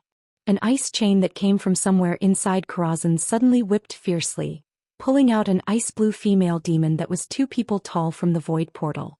Michael, the Einherjar, immediately drew his sword from his waist, raised it high and shouted, "Enemy attack!" At the same time, Duque's voice came from the Karazhan space. "Khadgar, take care of her." "As you command," Khadgar said politely, which was rare for him. Then there was the tragic story of a group of Einherjars, a Einherjar mage and a boss named Curator, beating up another boss who didn't bring any minions and relied on them for food. Duque didn't care. He didn't even want to know why Lady Death Whisper, the boss that should only appear in Ice Crown Fortress in the future, suddenly appeared here. And why Lady Death Whisper was now just a demon. The things that appeared in the astral plane rift had no logic or science to begin with. If he continued to investigate, he would only become mentally ill. When Duque found that he was connected to the system Elf again, the construction of the ice circuit magic model in his body was back on track and under control. Duque looked inside his body through the system. Now his magic circuits were finally starting to look decent. Each huge circuit had countless thin thread-like circuits. They were like a bundle of wires tied into a circle, and the countless small circuits formed a huge circuit. The 3 huge circuits of ice, fire and arcane were like 3 connected rings. They were connected to each other and had their own independent sides, but sometimes they complemented each other. Although Crown of Ice and Phoenix Flames could directly draw power from the elemental realm, they also relied on the most core arcane circuit to support them. Before practicing Crown of Ice, only the arcane and fire circuits of Duque were relatively strong. If he used too much ice magic, it would lose its strength. Now it was completely different. Now that there were 3 circuits, it was truly a trident. A surging and indescribable power rose from Duque's chest. This power was different from any power that Duque had encountered before. Not only was it stronger, more refined and purer, but it was also more independent. Could it be that this was a morning star? Chapter 291. Duque had already touched that boundary. For the first time, the boundary between a sky wizard and a morning star wizard was clearly presented in front of Duque. Duque knew that as long as he continued to push hard, this boundary would collapse in front of him. However, Duque hesitated. Not enough. Not enough. This was Duque's intuition. Some people said that intuition might not be reliable. As a cultured university student, Duque had once seen an introduction like this. Some people might feel that something is wrong at some point, but their rationality told them that there was nothing wrong.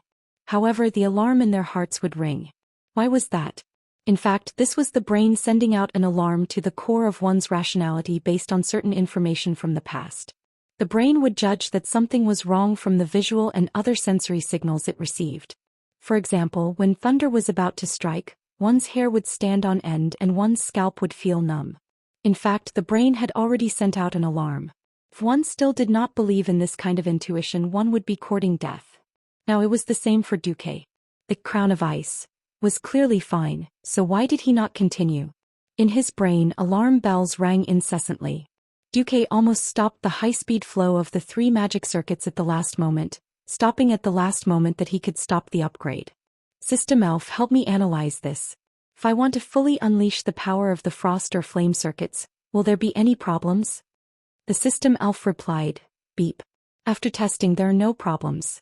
On the current basis, the Crown of Ice and Phoenix Flames circuits can both unleash their respective effects perfectly. Wait. Something doesn't seem right? Wait. System. What if I want to unleash the power of the frost and flame circuits at the same time? Flame and frost are conflicting elemental abilities. It is strongly recommended that the host not use these 2 elements at the same time. I insist. Calculate it for me, Duque shouted. Host, this is not scientific. At this moment, Duque finally vaguely felt what was wrong. Bullsh asterisk. In this fantasy world, not every scientific principle makes sense. Mages have the awesome spell Frostfire Arrow. Beep. Beep. After simulation host, your arcane circuit is unable to meet the output requirements of 2 top-level magic circuits at the same time, and there will be an unstable state. Beep. After calculation you can only unleash 66.7% of the Frostfire Arrow as power at full power. Duque slapped his forehead, his back drenched in cold sweat. He must have been out of his mind to have forgotten about this. That's right, these 2 top-level magic circuits were complete. 100 points of fire was supported by 150 points of arcane circuits. Similarly, 100 points of frost could also receive this support. Perhaps the arcane circuit that matched Phoenix Flames wasn't perfect, but it could still hold on. The crux of the matter was that it was impossible for an arcana circuit of 150 points to sustain 100 points of fire and 100 points of frost at the same time. Considering the surplus, it was necessary to have at least 250 points of arcana circuit. If he really wanted to become the magic god of 3 practitioners of magic that he dreamed of, he had to further optimize and upgrade the arcane circuits that were the basic suppliers. This wasn't going to be easy. Duque didn't know if Medivh had recorded a magic model of this level. He probably had, but where was it? Was it recorded in the legendary artifact Book of Medivh? Fasterthy. Medivh didn't mention it when he died. Duque's face turned green on the spot. Did this thing not exist in this world? Or did Medivh deliberately leave behind a thought or a backup plan? Or did he leave it in the library? Hell, the Karazhan library contained 1.28 million magic books. If he could let the system elf scan it, it wouldn't be a problem to find it after reading it. But these were all magic books. The weaker ones could be scanned directly. The stronger magic books all came with their own magic restrictions. Duque did have the authority to open them, but he could only open them one by one. Otherwise, the magic books would trigger the restrictions and self-destruct. At this time Khadgar returned. In his hand was a blue ball of light. Inside it was a struggling and howling soul. Oh my master, I haven't seen you for 2 months. Why did you provoke this thing the moment you woke up? Although she's only 1/3 of a demon's soul, she's not easy to deal with. My brothers are all slightly injured. Wait. You said 2 months. What time is it now? Didn't you say that the Alliance changed the year of the Beastmen invasion to the first year of the Dark Portal? Then it's the 2nd year of the Dark Portal, February 10th. Oh, I saw that you were immersed in your own spiritual world, seeking a breakthrough, so I didn't dare to disturb you. Although your disciples have been looking for you many times. Duque's face turned green. He didn't think that he would stay in the spiritual world for more than 2 months. In March, spring would bloom. At that time he would have to devote himself to the war with the Beastmen again. He wouldn't have time to cultivate at all. Was he going to be stuck as a sky mage for another year? A low level of strength meant a greater risk. Duque gritted his teeth, his lips almost bleeding. Seeing Duque's ashen face, Khadgar cowered. He immediately discovered that Duque's aura was still at the sky mage rank. Although he was very close to the Morning Star realm, he hadn't crossed that line. Could it be that Duque had failed to break through to the Morning Star realm? This time, it was Khadgar's turn to be unable to remain calm. Venting his anger was the most terrifying. Not daring to touch Duque's bad luck, Khadgar hurriedly said, Master, this fellow's soul is here. If you're unhappy you can just roast her soul to vent your anger. How about I let you kill the imprisoned demon for fun? Duque was amused by Khadgar's words. Bastard, do you think I'm such an unreasonable person? If I want to advance to the Morning Star realm I can do so at any time. This situation isn't ideal, so I'm just suppressing myself. Khadgar patted his chest, looking as if he had been relieved of a huge burden. Alright, let me see if this fellow has any information. Duque stretched out his hand, using arcane energy to suck up 1/3 of Lady Deathspeaker's soul. Duque couldn't analyze the information within the soul, but the system elf could. By repeatedly reading the Eridar demon language floating in the shallow layer of the soul, Duque finally found what he wanted. He was suddenly ecstatic. Ha! Ha! Old Antonidas, you deserve to be beaten up by me. Ha! All of Karazhan reverberated with Duque's unbridled laughter. Chapter 292. The Dark Portal Year 2, 11th of February. In the Dalajan, Antonidas was feeling very angry. That's right, after he was cursed by Ghoul Dan last year, he was the first to study the power of curses. However, as more information on orc warlocks and orc death knights was brought to the Dalajan, Antonidas suddenly realized that this was a taboo that humans should not touch. In the middle of last December, after an emergency discussion by the 6-member Kirin Tor Council, they voted 5-1 to seal all information on necromancy. They sealed everything and locked it in the Violet Library.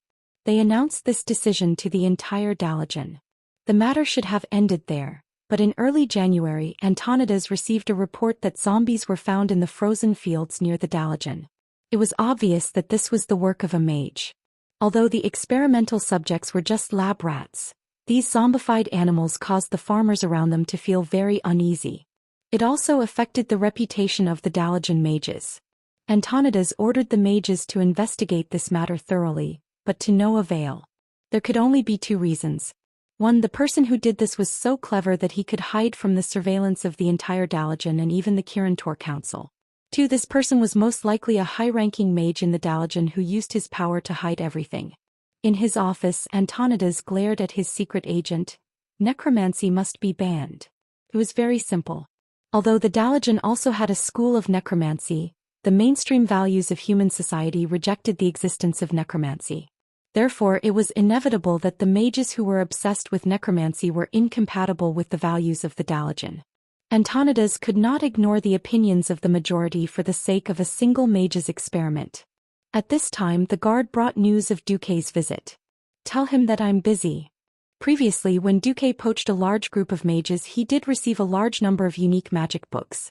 However, they were all toy magic books with no practical value. There wasn't even a single valuable book that slipped through the net. There was a saying, when the water is too clear, there are no fish. Obviously, Duque had gone through a strict selection process. Antonidas looked like he had been tricked, and now Duque was here again. The guard showed an awkward expression. But Sir Marcus wants me to tell you that this is a matter of great importance to the Dalajan's 1,000-year reputation and survival. Antonidas was shocked. He had dealt with Duque before. Of course, he knew that Duque was not the kind of person who did not know what was important. If he could say such serious words, it could only prove that Duque really had something important to tell him in person. All of you get out and let Duque in. Soon, only Antonidas was left in the room. Duque pushed the door open and entered. Marcus, your information better be as important as you say it is. Otherwise, I won't forgive you. Of course, if you are a friend of the Dalajan will definitely not be stingy in returning the favor. This was Antonidas' little trap. If Duque asked for a return, then it was definitely not a big deal. It also proved that Duque was not sincere enough. Duque waved his hand. It doesn't matter what the return is. What matters is what I show you. Duque took out a soul imprisoned in a magic device. After quickly reading the information in the soul, Antonidas' face suddenly changed. She didn't mention who it was. This may also be a false accusation. No, it just so happens that I know who he is. Duque took a deep breath. Sorry, in fact, I have a talent. The talent of detect evil. When I first saw Mediv, I found that there was a powerful demon possessing Mediv. At that time, I kept silent because I had no evidence, and even if I said it, no one would believe me. Antonidas was silent for a moment. He knew about the battle between Duque and Mediv. Why was it that so many people could not find out that Mediv was possessed, but Duque found out? This was a mystery that no one had solved. Now Duque solemnly told him that everything he said was true. This gave Antonidas a bad feeling. In fact, before I came, I took the opportunity to visit some high-ranking Dalajan mages, and I finally found my target. Antonidas' face was already frosty. Duke Marcus, do you know what you are saying? I know what I am saying. I want to invite the Archbishop of the Holy Light, Alonsus Fail, here. He will provide evidence for my accusations. But before that, I strongly suggest that you contact the 2 counselors, Crasus and Kale. You are indeed powerful, but even you can't guarantee that you will be able to keep him here. All right. On the 12th of February, Kirin Tor Chairman Antonidas summoned all the Kirin Tor counselors and reserve counselors. For the upcoming war with the orcs, we need to meet again to discuss the arrangements. It was a very reasonable reason. No one suspected that there would be any problems. But when all the counselors arrived at the magic conference floating in the sky above the Dalajan city, they suddenly realized that the situation was a little strange. For daily affairs, the six-member council was the highest decision-maker. Unless it concerned the life or death of the Dalian, or a change in the council, there would not be any backup counselors. This time the 3 backup counselors sat in the spectator seats. When everyone had arrived, the Archbishop of the Holy Light, Alonsis, the Alliance's Deputy Commander Duque, and Paladin Uther arrived, filling the conference room with an ominous feeling. The magic circuits in Antonida's body circulated, surging mana spilling out of his body. The temperature of the entire conference room dropped by a full 10 degrees. The aged Breaking Dawn wizard slammed his hands on the magic table in front of him, causing a loud bang to ring out.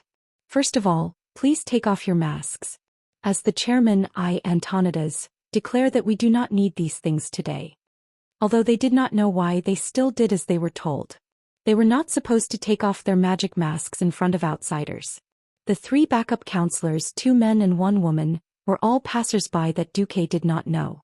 Antonidas placed his hands on the table, exuding an aura like that of a ferocious tiger. His voice shocked everyone present. There is a traitor among us. A traitor who colludes with the devil. Once these words were spoken, there was an uproar. Devil? Kill? That's and a few others stood up in shock. What the hell? There was actually a traitor who colluded with the devil in the Kirin Tor Council? Chapter 293. In the Tirisful Council, whose purpose was to fight against the demons and prevent mages from casting spells excessively, all the counselors were selected from the Silver Moon Council and the Kirin Tor Council. It could be said that these 2 councils were the vanguard of fighting against evil and the stronghold of justice. Now, Antonidas publicly announced that someone in the Kirin Tor Council was colluding with the demons. Everyone's first reaction was that it was impossible. The next second, everyone's reaction was, this could really be true. If it wasn't to fight against the demons, why would they invite the Archbishop of Holy Light and the leader of the Paladins? Enough. Let the facts speak for themselves. Antonidas' angry beard calmed down a little, and he turned to look at the Archbishop of Holy Light. Archbishop Fail, please. Fail didn't refuse. Destroying evil is one of my lifelong wishes. Under Uther's protection, he walked to the center of the council hall and put his hands together. Suddenly, a dazzling holy star rose from the Archbishop's hands, and the holy light spread across the entire council hall. However, 1 second passed, 2 seconds passed, 10 seconds passed, and nothing happened. There were no screams of the demons, no leakage of evil energy, nothing at all. Archbishop Alonsos and Uther were a little stunned. They had been informed by Duque and Antonidas, and that was why they specially came here to subdue the demons. Now there was nothing at all. A drop of cold sweat dripped from Antonidas' forehead, and he couldn't help but look at Duque. It was because of Duque's exposure of Sardra's possessing the Mediv that Antonidas had almost unconditional trust in Duque. Now that there was a demon but they couldn't find it, wasn't this a great embarrassment? Of course, Duque deserved to die, but his authority as the chairman would also be greatly weakened. For a moment, Antonidas' relationship with Duque almost changed from trust to hatred. At this time, Duque slowly stood up and said in a calm voice, "There is no doubt that the demons are among us. I just want to tell everyone that times are advancing and so are our old enemies, the demons. 10,000 years ago, would anyone have thought that the Demon King would stoop to possess a human guardian?" Everyone's body shook simultaneously. Indeed, everyone was a little unhappy that Mediv had tricked the entire human race. Duque's words made everyone even more vigilant. Duque spoke again. Curse. An entirely new form of evil. The Undying. It was a non-living form that he had never seen before. The appearance of these 2 things is exactly what we need to be wary of. Therefore, when traditional demonic techniques are no longer effective, Archbishop Fao, please research new detection methods. Even though Duque had yet to prove that he was wrong, the meticulous Fail, who never lacked a sense of justice, nodded in agreement. In the human heart there is rarely absolute justice or absolute evil. Therefore the demons use this to deceive the detection of the holy light and achieve the purpose of infiltrating humans to continue spreading evil and undying beliefs. Actually, Archbishop, all you have to do is add the holy light into the spiritual attack. Fascio understood immediately. With a flip of his palm, waves of holy light once again spread throughout the entire hall. This time one of the counselors finally bent over in pain. Ah! The skin on Calthazad's poker face cracked inch by inch, revealing the pale, lifeless skin underneath. Even though Antonidas already knew the answer from Duque, he was still shocked speechless when he saw it with his own eyes. Beside Calthazad, Prince Kale, and Crasus, who were already prepared, instantly opened up their defensive shields. One on the left and one on the right, they attacked together and blasted out more than 100 fireballs, shattering Calthazad's magic shield into pieces. At the same time Wuxia also attacked. The strongest paladin in history raised his hand and cast Divine Sanction. This broke through Calthazad's magic defense and directly hit his evil soul. The world spun around him. Calthazad didn't even have time to summon his evil creatures before he was struck in the face by Wuxia the Fierce. Like a high-flying ball in a baseball, Calthazad's body flew up under the bombardment of the divine hammer. Unfortunately, he didn't fly very far. His body only rose about a meter high before he was bounced back by an ice wall behind him. Humph. That was Antonidas' attack. He was caught off guard and was completely caught off guard. In addition, Antonidas' strength was not inferior to his at all. In fact, his strength was far above his. In the future, the Great Frost Lich, one of the strongest fighters under the Lich King Calthazad, was now like a little girl being molested by a few strong men. He had no strength to fight back. He was stepped on by Wuxia, his hammer pressed against his head, and his body was continuously sealed by Crasus and Kale. At this moment Calthazad was no different from the most useless skeleton soldier. He also knew that he was definitely finished, so he let go of everything. Why? How did you know, Duke Marcus, that I gave up my life to pursue eternity? I only transformed myself into a lich last week. Even that female demon didn't know that I did it. She thought that I was just a degenerate with a soul. Why? Tell me. Why? Duque gently pointed at his own eyes. Just like how I saw through Sardra's possession of Mediv, I also saw through you. I have a pair of eyes that can see through the souls of degenerates who have been corrupted by demons. When the dust settled, Antonidas also walked forward.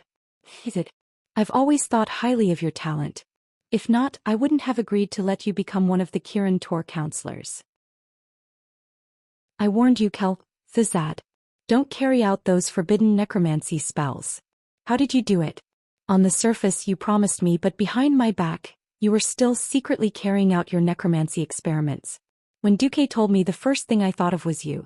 But until the moment the truth was revealed, I only believed it.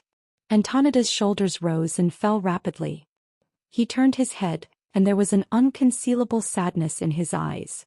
He looked at Fail, Wuxia and Duque. I'm sorry that such a thing actually happened in the Dalajan Kirin Tor counselors. I'm deeply sorry. For the sake of the Dalajan's reputation, please keep this a secret. Calthazad, we will deal with it, and we will definitely give everyone a satisfactory answer. Now it's time for the Kirin Tor counselors. Chapter 294. Calthazad, a malignant tumor lurking in the human camp. Duque had long wanted to deal with him, but he didn't have any evidence. He was one of the 6 counselors of Kirin Tor. Just this identity alone was enough to make him immune to death. To be at Calthazad's level, he was like Anduin or Bolvar in Stormwind. If he were to be killed casually, it would be strange if the Dalajan did not explode. If the Dalajan went berserk, the Alliance could forget about having a team of mages. With reason and evidence, they had to dig a big hole to bury such a powerful person in advance. Actually, when he saw the dead speaker's soul diary, Duque didn't react on the spot. I'm very lucky. I've finally found a fallen with great power and potential among the advanced mages of Dalaran. He is extremely obsessed with psychics and has no resistance to my lord's power. In the future, there were too many liches or fallen who were skilled in the art of necromancy and had a name. Ras Frostwhisper, Dean of Psychics, and this dead speaker in front of him. However, these guys all had one thing in common, and that was they were all followers of the Cursing Sect. Speaking of the Cursing Sect, one had to mention one existence, Calthazad. As a veteran player who had led teams to defeat countless times in the game, and finally conquered Calthazad's nest, Naxxramas, Duque definitely knew that the boss of the Cursing Sect was Calthazad. In history, It wasn't until the end of the Second Beastman War that Cal Thuzad's conflict with his colleagues continued to expand due to their obsession with necromancy.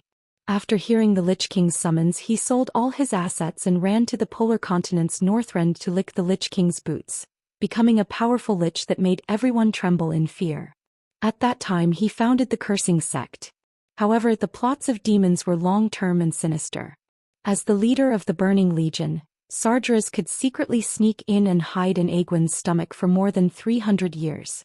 Duque didn't believe that the Cursing Sect didn't have any predecessors, and that there weren't any people who had been hiding for a long time. Needless to ask, there must be. Otherwise, how could the Lich King's arrival in the world of Azeroth be so terrifying? Without so many liches and death knights, how could Arthas control so many brainless ghouls and skeletons? So after seeing Lady Deadspeaker's memories, Duque tried to visit a group of Kirin Tor counselors. Of course, his target was only Kel Thuzad. Just like the system notification, Sargeras had possessed Mediv. This time, Duque could clearly see the label of this President Ku in the system's vision. Lich. Duque had a hard time holding it in. He almost burst out laughing on the spot. At that time he was accompanied by the Azure Dragon on the left and the White Tiger on the right. Yes, the two holy knights, Gavin Rad and Windsor. Even if Manager Ku were to fly into a rage on the spot, Duque was not afraid at all. If President Ku wanted to run, Duque wouldn't be able to stop him either. Of course, President Ku wouldn't fly into a rage. It would be ideal for old man Antonidas to deal with him. As for Cal Thuzad, who hadn't been summoned by the Lich King, he seemed to be his obedient pet. In the end he was a lich, but he pretended to be a human. Naturally he would be struck by lightning. After a whole day, Antonidas called Duque into his office. Cal Thuzad has been purified. It was supervised by Knight Uther and carried out by Archbishop Fail. After Antonidas finished, Duque nodded. This kind of thing couldn't be deceived. He could ask Uther or Alonso's later. The only problem is that, in the books and legends, liches have phylacteries. We didn't find Cal Thuzad's phylactery. But that's not important. Because of our arrangements he lost at least 90% of his soul. A lich with such a heavy loss of soul, even if he were to be resurrected in the future, he wouldn't amount to much. At most he would be trash at the level of a sky mage. Hearing this, Duque finally let out a sigh of relief. That was Chief Ku. He was despicable, shameless and lowly. He did all sorts of dirty things. If he was still the original Chief Ku, Duque would really have to worry about the people around him. Since Chief Ku was destined to become trash, Duque didn't mind teaching him how to be a human. Antonidas pinched his white eyebrows. Alright, the principle of a mage is equivalent exchange. Even though I don't like your style, you have made outstanding contributions to the Dalajan. The Dalajan will not mistreat you. How could I accept that? Duque said hypocritically. Alright, thank you, Deputy Commander Duke Marcus. Thank you for your outstanding contributions to the Alliance. You can go now. Even though he knew that Antonidas was joking, Duque still released a fierce gaze that was comparable to death gaze. How dare you? That was what Duque's gaze said. Why don't you come to Kirin Tor and be one of the 6 counselors? There's an empty spot. Duque rolled his eyes. I'm not going to your place to suffer. Antonidas was amused. He had an expression that said, little guy, I've seen through you. Alright, I also guessed that you want my arcane circuit model. Duque corrected him. To be precise, I want an enhanced arcane circuit that can support Crown of Ice, and another fire magic circuit of the same level. As soon as Duque finished speaking, Antonidas' eyelids twitched. You have a big appetite.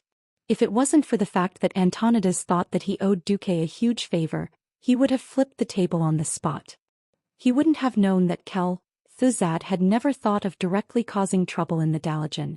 In the end, the Kirin Tor speaker pinched his nose and admitted it. Alright, it's that Phoenix Flame, of the Sunstrider family, right? I've also done some research on their circuits. It's not impossible for me to give you the arcane circuit that I've researched. First, I have to tell you that this is an unverified magic circuit model. I'm not responsible for what happens in the future. Duque nodded. Alright. Secondly, from Morning Star onwards, every time the Crown of Ice circuit is upgraded, you need a special sacrifice to strengthen your circuit. This is something that cannot be obtained through training. I used the soul of a Yeti King to upgrade to Radiant Moon, and to upgrade to Sunrise I used the soul of a Blue Dragon King. At this point Antonidas returned the death gaze. Yes, it was the kind of death gaze that would kill you if you dared to say it out loud. Chapter 295. After all, the blue dragons were on the verge of extinction, and if the Blue Dragon King found out, Antonidas would definitely be in huge trouble. Duque nodded seriously before he continued. It's not impossible for you to fuse Phoenix Flames and Crown of Ice, these two top-level circuits, but it means that you're taking a path that's 100 times more difficult than mine. Not only do you need the 4 types of souls, ice and fire, but you also need to strengthen your arcane circuit, which means that you need 6 rare souls to ascend to Breaking Dawn. Duque curled his lips and didn't say anything. He was still holding the tip of an artifact magic staff, Atish, the legendary staff of the Guardian, in his hand. If he was still that black in this life, he would have to collect 41 fragments of the artifact magic staff. Compared to this kind of unreliable collection, elemental souls with a clear direction and even substitutes were nothing. Of course, Duque was still a little envious of Medivh. Medivh, who became a demigod mage and triple virtue pharaoh almost effortlessly, clearly had a good mother. Who was Egwene? The former world guardian, the awesome person who fought alongside the 4-colored dragons and abused demons all day long. Antonidas had to tremble in fear when dealing with a Blue Dragon King, but if it was Egwene, a big shot would speak up with just one word. The Blue Dragon King would probably sacrifice his soul even if he committed suicide. Speaking of which, whether he liked it or not was another matter. Seeing Duque's unmoved appearance, Antonidas even had the illusion that he was old. These were two different things. This time, Duque had helped him clean up his own faction and saved Dalaran from losing a huge amount of reputation. He still had to repay this favor. Antonidas continued, "Perhaps your path is the broadest. Since you've chosen, I won't say anything. However, the magic circuit I pass on to you is still easy for outsiders to see. You have to pretend." Duque understood on the spot. Oh, I'll deliver 10,000 top-level magic books to the Dalaran." Antonidas rolled his eyes. What the F***ck? Top class? It was obvious that he was using those inferior magic books to fool people again. The old speaker was a little angry. "Don't go too far." "All right, 100 Morning Star books and 10 Radiant Moon books," Duque added. "Announce to the public that there are 1,000 Morning Star and 100 Radiant Moon magic tomes among the 10,000. Just like that, the old fox and the young fox reached an agreement. "Okay, I'll give you this arcane light magic circuit model."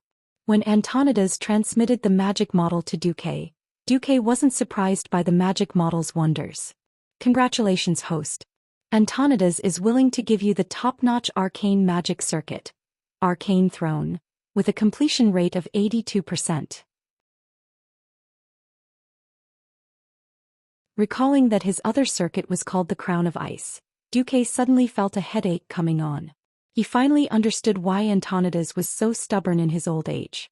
It turned out that this guy thought of himself as the king of the magical realm. Alright, in any case, it was the Dalaran that he was screwing over. Duque decided to make a fortune in silence. The greatest king system was not good at creating something out of nothing, but it was perfect at correcting errors. In the state guest house in Dalaran, with the basic model as a comparison, Duque only spent one night to obtain a perfect version of the circuit of Arcane Throne. After thousands of simulations by the system, Duque decided to advance in the Dalaran. Duque had already completed the most crucial energy absorption in Karazhan. Now he only needed to make minor adjustments which did not matter much in the Dalaran. A complete version of a top-notch product was indeed different. The moment Duque embedded the Arcane Throne, which was 2 sizes larger, into Phoenix Flames and Crown of Ice, the combination of 1 big and 2 small circuits immediately gave Duque a different kind of spiritual impact. There was a brief buzzing in his ears and his vision blurred for a moment. However, Duque was certain that he had indeed felt the existence of the laws of heaven and earth at this moment. Even he did not realize what had happened. The moment he embedded the Arcane Throne, an incomparably profound and complex magic operation knowledge came back from the 3 circuits. In that instant he seemed to understand the meaning of Morning Star. But this happened in less than 1,000th of a second.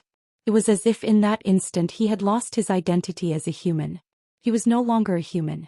Instead, he was a sun that emitted blazing light, a real shining star. The magic energy that escaped from Duque's body instantly rushed out of Duque's body like a hurricane from a jet engine, easily sweeping everything in the room. It burst the window and flew through the door, scaring Gavin, Rad and Windsor, who were guarding the door. They took advantage of the gap in the arcane storm to poke their heads into the room. Duque raised his head and met their gazes. They were surprised to find that Duque's eyes were no longer deep black. In those small black eyes, countless mysterious magic arrays were reflected. These arrays were constantly changing and combining, as if they were corresponding to the formal integration of the 3 magic circuits in his body. Duque's vision had completely changed. He no longer saw the decorations in the room, and he no longer saw his 2 powerful paladin bodyguards. He no longer saw the earth and the sky, and he no longer saw anything that was material. Instead, it was a world full of energy. There was no substance, only energy. It represented the Violet Fortress with a high concentration of energy. It represented the higher energy level of Antonida's laboratory. There was also the Dalajan sky, which was slightly thinner in energy compared to them. The boundless sky, the vast land, everything paled in comparison to the bright star that was Duque. Duque gently closed his eyes. Every breath he took caused his body to undergo a miraculous change. The hot air that surged into his lungs was instantly absorbed by the small alveoli in his lungs. All the oxygen entered his blood vessels and was quickly transported to the magic circuit that existed in his body in the form of the second dimension. It became nourishment, stimulating the magic in the circuit to rapidly fission. It provided all the magic that Duque needed to cast spells. Duque suddenly laughed bitterly. No wonder Sky Magi and Morning Star Magi were a very, very important dividing line in the world of Magi. This was in no way inferior to the advancement of ordinary Magi. Previously, Earth and Sky Magi were said to have transported energy from the outside world to meet the needs of casting spells. Then above Morning Star, it was a classic mix of magic. It could be absorbed from the outside world or created by oneself. From a transmigrator's point of view, before Morning Star, it was a conventional aircraft carrier that needed a lot of fuel to operate. After Morning Star, it would be upgraded to a nuclear-powered aircraft carrier. Even though many things were needed, there was no need to worry about energy. Chapter 296. In a sense, Duque was now carrying a nuclear reactor for human use. No matter what, Duque had taken a very important step in the field of magic.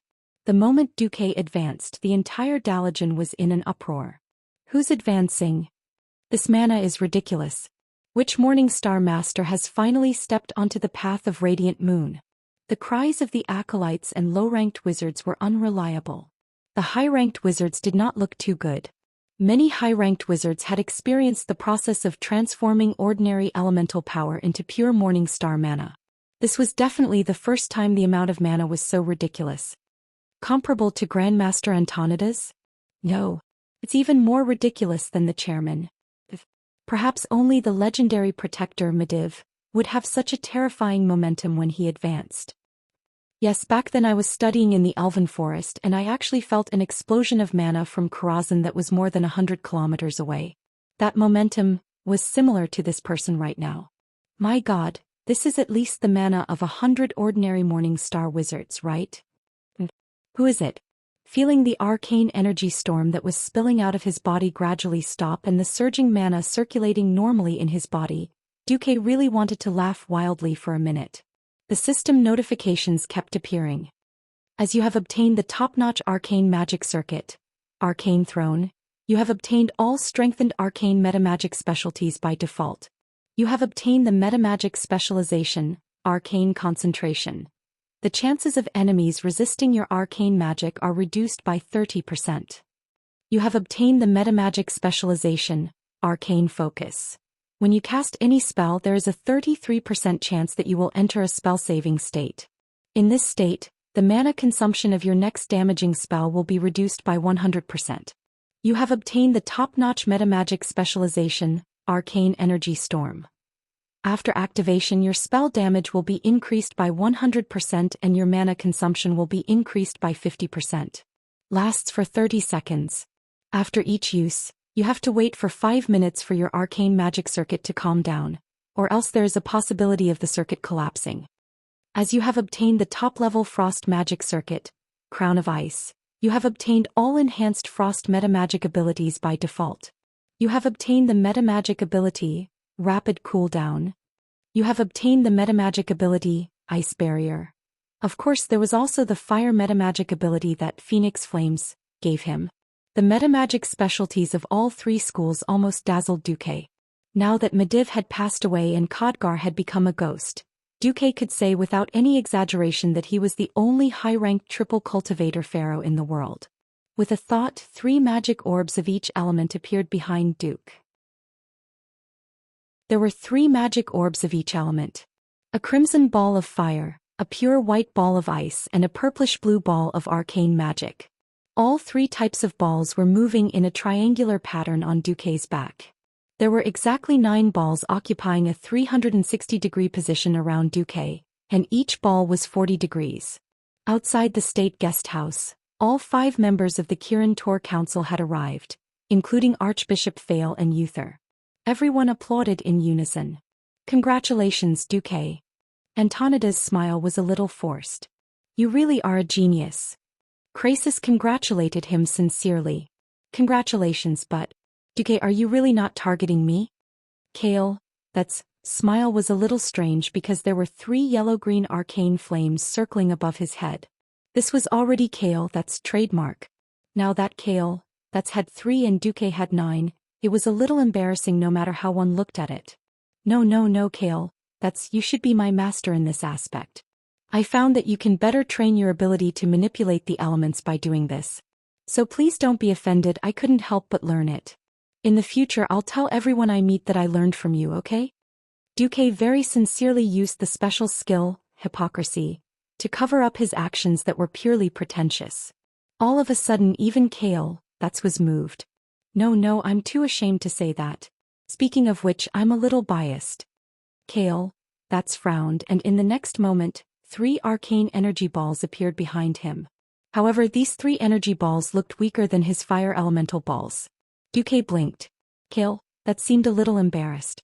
"I'm sorry, it seems that I've neglected the cultivation of the arcane. The training of the arcane circuit can indeed make my flame circuit stronger. You've woken me up." At this moment Jaina arrived. "Congratulations, Brother Duque." Jaina's words were very sweet. "Thank you." Duque smiled slightly. No matter where one was, a beautiful woman was always a beautiful scenery.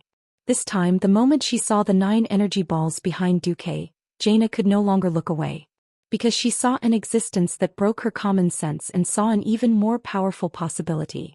For some reason, looking at Duque, who had successfully cultivated 3 paths of cultivation, she felt her heart palpitate. It was not that she had fallen in love with Duque, but that she had fallen in love with the power of the 3 paths of cultivation. However, Jaina kept this desire in the bottom of her heart, because she knew very well that it was not easy to obtain the magic circuit model of these 3 paths of cultivation. Getting the details of the fine-tuning circuit was a secret of all mages. Originally, in her imagination, Antonida's was already the strongest in her heart, and the only ultimate existence that was qualified for her to become his disciple. Now, her thoughts were a little shaken. Antonida's walked over and patted Duque's shoulder. "In any case, congratulations, Duque. You can now proudly hold the title of master. However, because of your advancement you neglected the mages you took with you. If they come to apply for contract arbitration, I won't help you." What he meant was, "Kid, have you reaped enough benefits? If you've reaped enough benefits, get lost. Don't be an eyesore here." Duque smiled bitterly. He quickly bid farewell to the Dalajan people and rushed back to South Shore. Duque was busy with his advancement and had not been seen for 2 whole months. Not only that, but because Duque was not around, everyone could not open the teleportation portal to Karazhan. This caused the mages who came because of his reputation to complain a lot. The bitter Alucia had no choice but to comfort everyone as Duque's assistant, promising that when Duque returned, all sorts of benefits and lessons would be made up for. If Duque did not have the title of Deputy Commander of the Alliance, there would have been many mages who would have complained to Antonidas that Duque had not fulfilled his end of the contract, and would apply to cancel it. All the grumbles disappeared without a trace as Duke appeared in front of everyone with the halo of a morning star wizard and 9 energy balls hovering behind him. Chapter 297. What kind of joke was this? A 16-year-old morning star wizard? Just the abundant and terrifying undulations alone were enough to kill most morning star wizards in an instant. Duque was only a first-rank morning star wizard. That was not to mention that Duque was a super pharaoh who specialized in fire, ice and arcane magic. Only an idiot would not cling to such an exaggerated golden thigh. The few fellows who had been the most rowdy ran to Wuxia, begging for the forgiveness of the noble lady of the Bear family. As long as she did not tell on them, everything would be fine. No matter how good-tempered Wuxia was, she was not a pushover. She bore the resentful gazes of those fellows and truthfully told Duque everything that had happened in the past 2 months. Duque used his Mediva's moral integrity to activate hypocrisy, and said, "Oh, it's all right. This is human nature. It's my fault. My mistake has delayed everyone's studies. I will try my best to make it up to everyone. If everyone feels that it is unreasonable, I am willing to cancel the contract. Don't worry, there will be sufficient compensation." Of course, it was a different matter in his heart. "You dare look down on me for causing trouble? Don't leave if you dare. I promise to send you to the safest place on the battlefield." Those fellows were just saying it with their mouths. They did not leave before and they would not leave now. If they had no confidence in Duque, they would not have chosen to come. Those who came were poor acolytes or beginner wizards who did not have enough funds. As the saying goes, when the tree falls, the monkeys scatter. As long as the towering tree that was Duque did not fall, no one would be able to cause any trouble. Moreover, Duque had not fallen, but had become even more imposing and exaggerated. After Duque gave a few lectures and privately guided a few official wizards, all their resentment disappeared. With the arrival of spring, the Great War was about to begin. The orcs who had been dormant for an entire winter did not weaken their fighting spirit. On the contrary, their fighting spirit was even more vigorous. Glory and land were what the tribes desired. The orcs were never satisfied with these 2 things. After receiving reports from the spies and the dwarves from Ironforge, the entire alliance went into a state of alert. That was because the beastmen who were migrating south during the winter were gradually moving towards the wetlands. The orc laborers who had not left during the winter had begun to build ships again. In the capital of the Rotterdam Kingdom, Lothar presided over the first high-level meeting of the Alliance of Darkness in 2 years. The number of participants was very high, and the kings of the various kingdoms were all present. Taking advantage of the fact that the orcs' ships had not sealed off the sea, the dwarf Prince Magni Bronzebeard once again came to the Rotterdam Kingdom. Thanks to the reduced activity of the beastmen during the winter, Duque used his own fleet to transport many batches of supplies to the Iron Furnace Castle. The bronze-bearded dwarves of Iron Furnace Castle had a much better life. The dwarves' underground warfare wasn't something that the other tall races could handle, so there was no point in sending reinforcements. Duque's act of tightening his belt and providing medicine and food warmed the dwarves' hearts even more.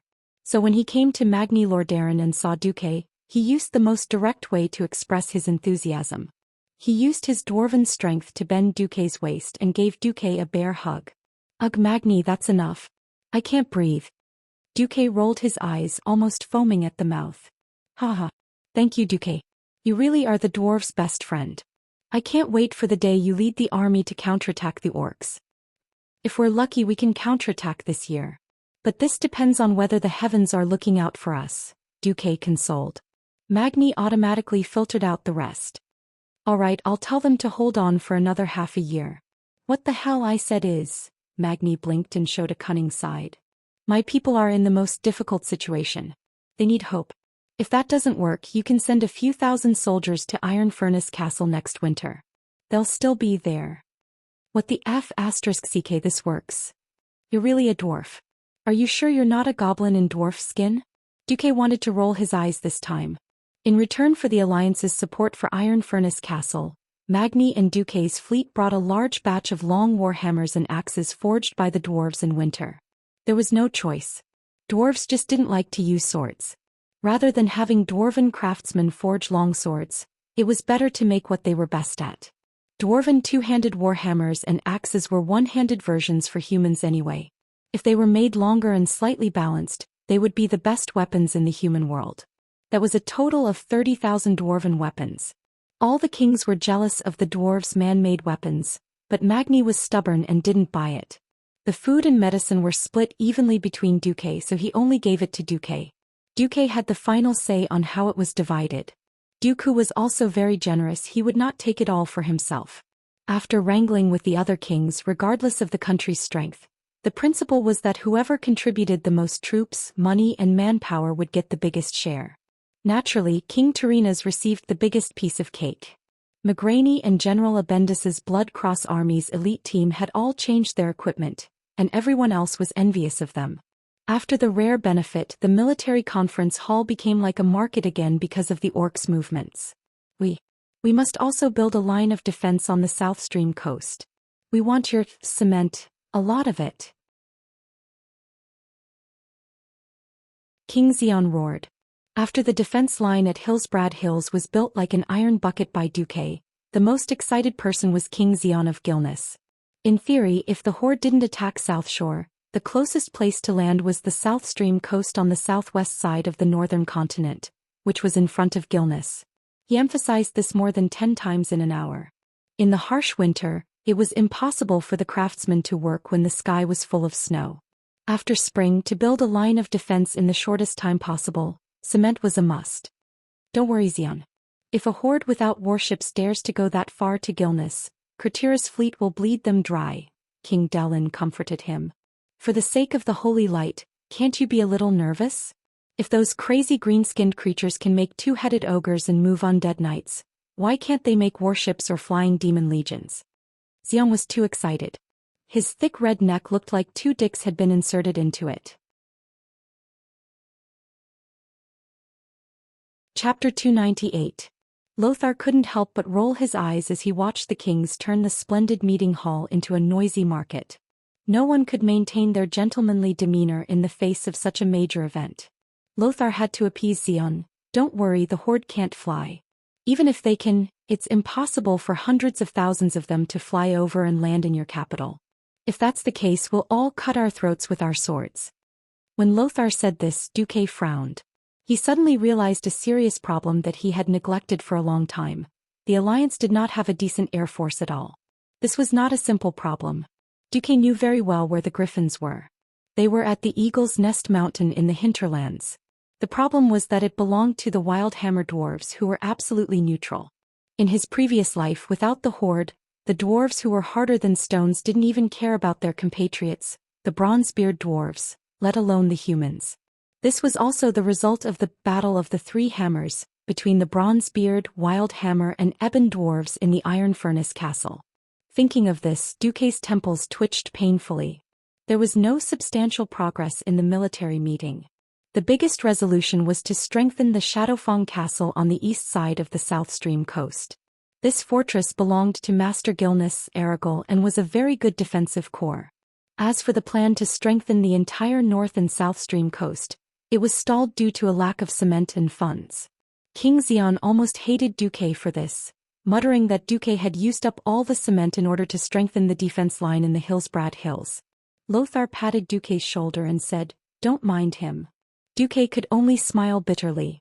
Perhaps this was the sorrow of the week. It was not Duque himself but the current alliance. Even though Duque had killed more than 200,000 horde soldiers twice, the horde was still the stronger side in terms of military strength, both in terms of quantity and quality. Perhaps the gap in quality was narrowing, but the disadvantage in quantity would take at least 2 more wars to close. Until then, the alliance would be the passive side. This was a situation that was almost paradoxical. If he wanted more forces to join the alliance, he would have to let the horde tribes into the northern continent. If they did that, they would waste the current defensive line. If they maintained the front lines and allowed the horde to rest and recuperate in the southern continent, the Iron Furnace fort would fall one day. When that time came, the North and South would face off and it would be a 100-year war. Duque had a headache. After the inconclusive military meeting, Duque returned to South Shore. Then he found 4 long white legs hanging down from the roof of his house. It wasn't the first time Duque had seen long legs hanging down from that position, But why were there 4?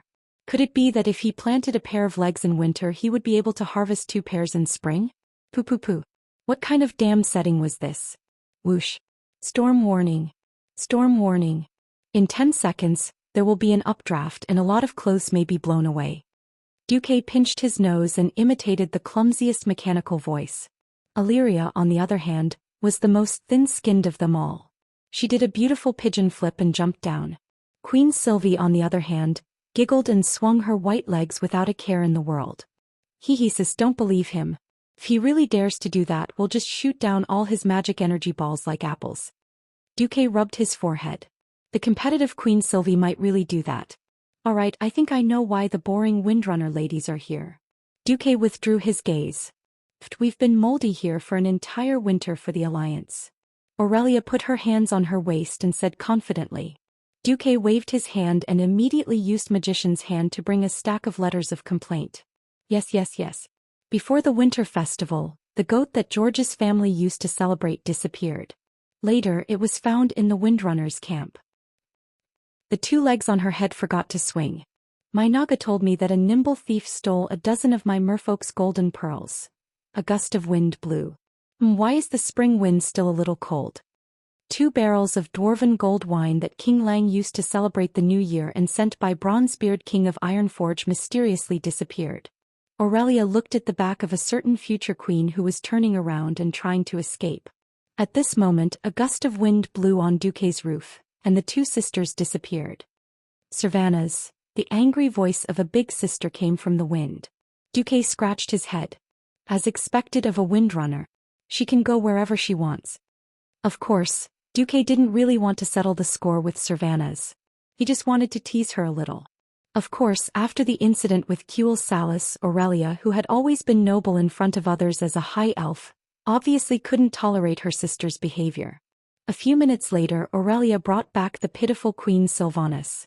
With her ears pulled and tears hanging from the corners of her eyes, Sylvanas bowed with her head lowered was unexpectedly cute. Duke almost wanted to go over and kiss Queen Sheila.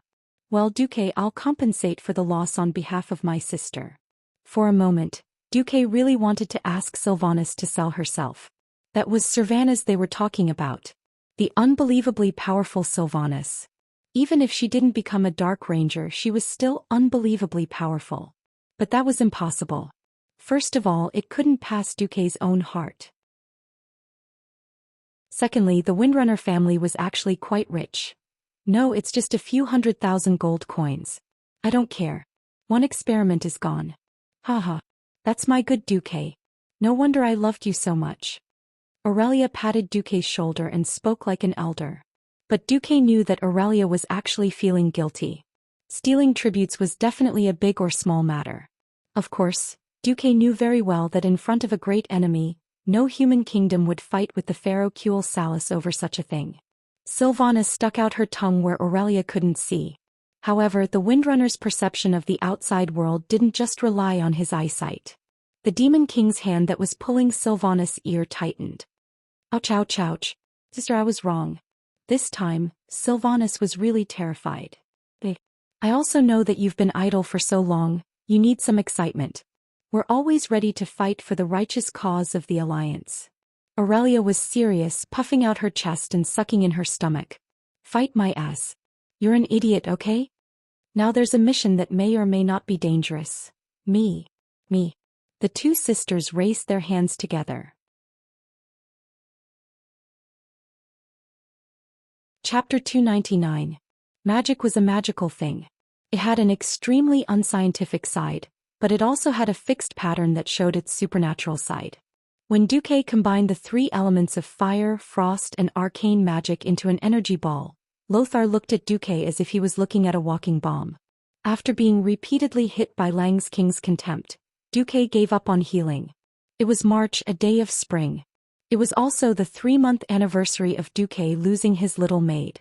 It was because Duque had left Vanessa in South Shore after going to Karazhan. Then Vanessa, who felt that she could not be of much help, went to train in a sacred place for thieves. Yes, it was the Ravenholt Manor in the northeast of the Hillsbrad Hills. Although the little maid left a note saying that she was training somewhere in the area, Duque immediately thought of that place. Logically speaking, recruiting a team of spies was also quite useful. Unfortunately, it was really useless in the following period of time.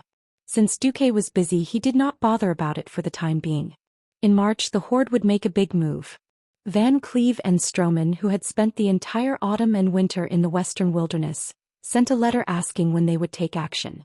Duque's instructions were, wait for the main force of the Horde to leave the southern continent first. The main force of the Horde could not stay in the southern continent for long. If it were a human king, he might be satisfied with occupying such a vast piece of land, but unfortunately, it was the Horde, and the aggressiveness of the orcs would not let them stay put. After the midwinter ended, the troops that fought in South Shore last year gathered in South Shore again. However, Lothar flew into a rage and rushed to Rotterdam to vent his anger on King Tyrrhenas again. The reason was simple. At such a time, Rotterdam, Dalagen, and Alterac actually refused to enter a state of total war. What do you mean by this? Do you really think that you can destroy millions of orcs with just these few people? Even if we ignore the laborers who do not have much combat power, and even if the elites of the Horde are decreasing, the total number of troops of the Horde is still close to 500,000. Lothar slammed the table hard. Facing Lothar's anger, Menethil too was also helpless. I've already sent out my warning. Most of my lords, however, chose to use money to fulfill their obligations. So if you want money I can, but if you want soldiers I can't give you more. Sorry, Commander Lothar. This was the weirdness of the feudal knight system. The people were the private property of the lord, and the lord listened to the king. However, the king had no right to directly conscript the lord's people without a proper reason. The tradition left behind by the Arathar Empire was that, unless it was a formal invasion with the goal of occupying land, or if one's own territory was under attack, each lord had the right to choose to respond to the king's summons with money and resources. If Tyrrhenas used too many soldiers from his territories, it would cause a chain reaction where the ruler was weak and his subordinates were strong. Lothar was so angry that he turned to Antonidas. The Dalagen's president also had a bitter expression on his face. Something has happened to the Dalagen. A bunch of blind, neutral mages who don't understand the general trend of the world are protesting against the Dalagen's excessive involvement in the war. They think that as long as the Dalagen is fine they can stay out of it. Then, while one of our counselors is in trouble, they directly held a protest and asked for a new election and a series of reforms. Lothar was so angry that he almost pulled out his hair. Finally, he looked at King Eden of Alterac. Alterac is a small country. Conscripting one more infantry is already the limit. If we continue to conscript, we won't even need the orcs to attack. Half of our people will starve to death in winter. Yes, that's why a certain deputy commander bought food from our bear family. At this moment, Lothar even wanted to kill Eden. Using the excuse that the country was weak and that the food had been given to the Stormwind citizens, he directly shirked his responsibility. In the end, these three families saw that Stormguard was at the Sodder Bridge on the eastern front.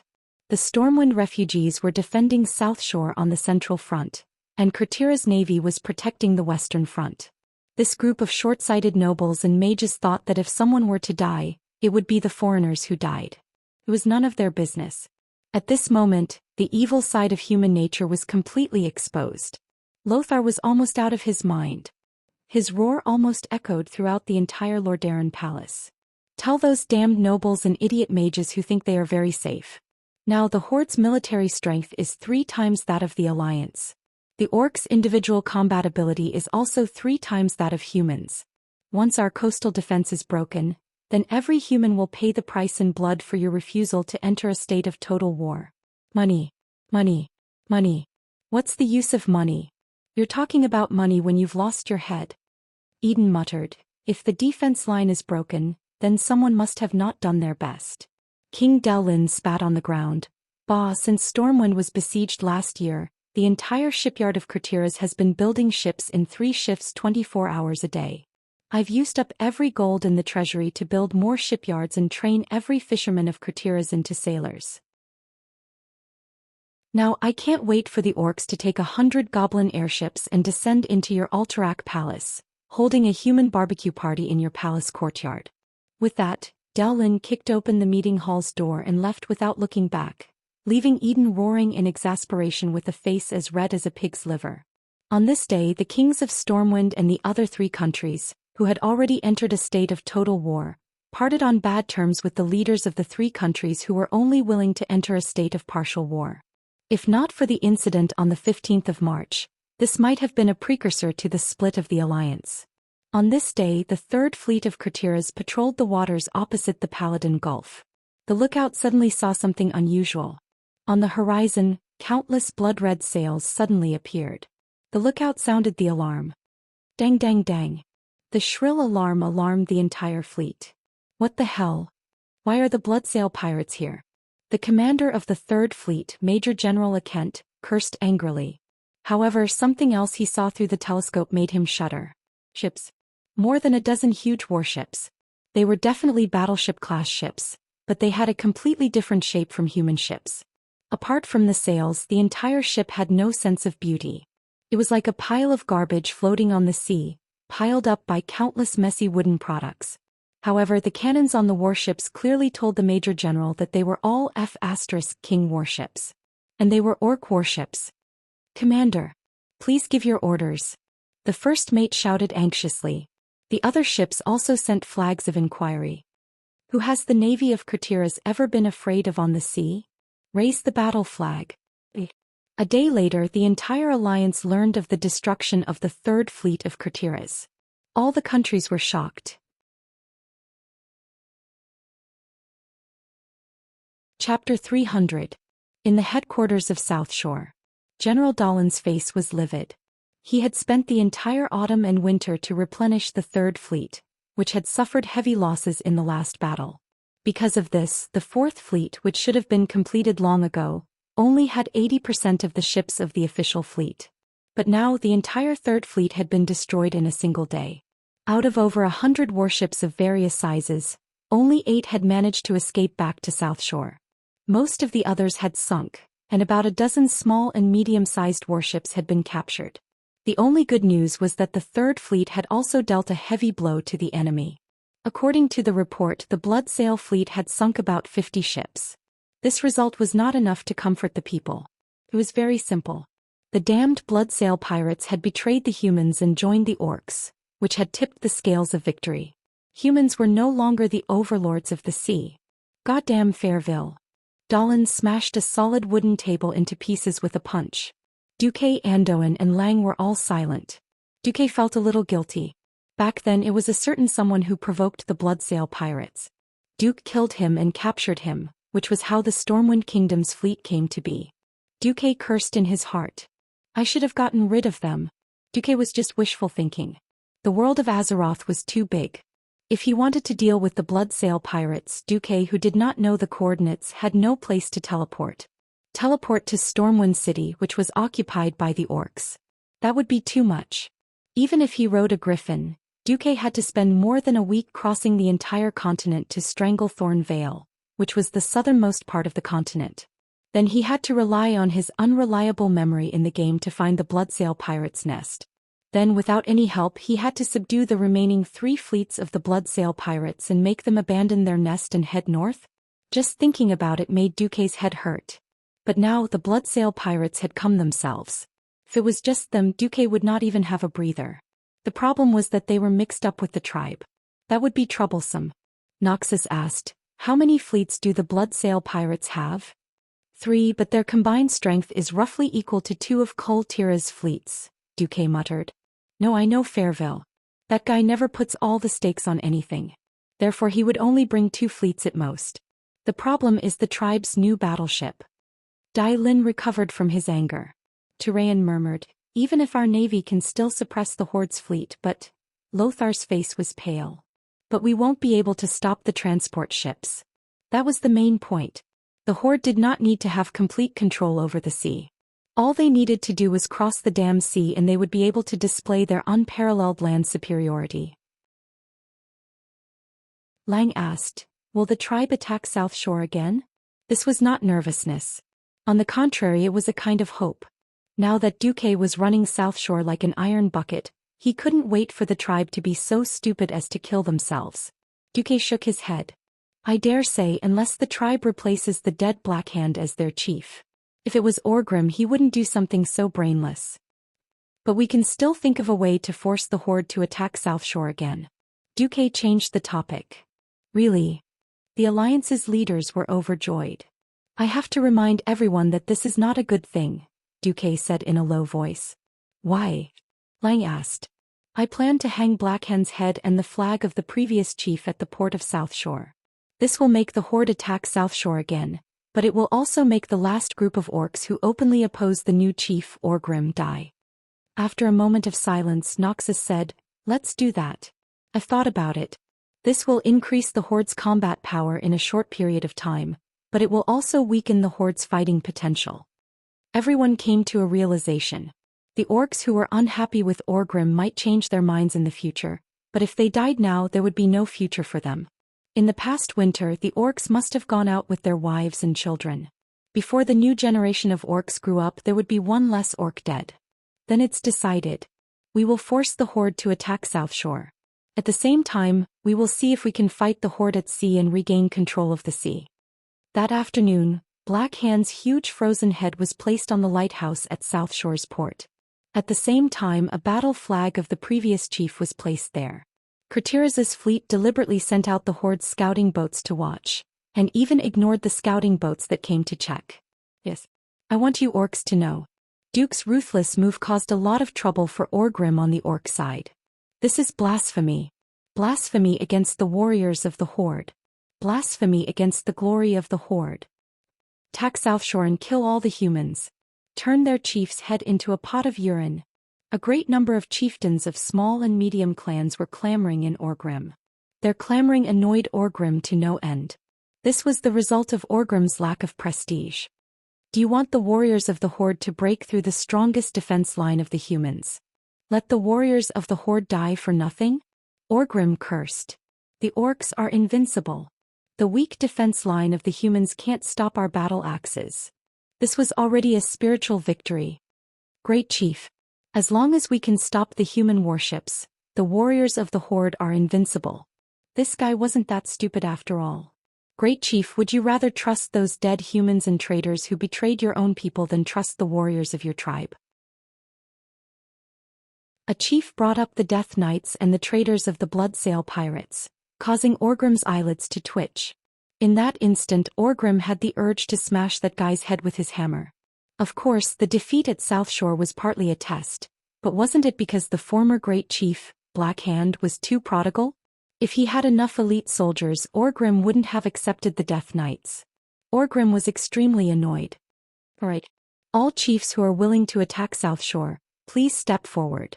The orcs' new fleet will open the way for you.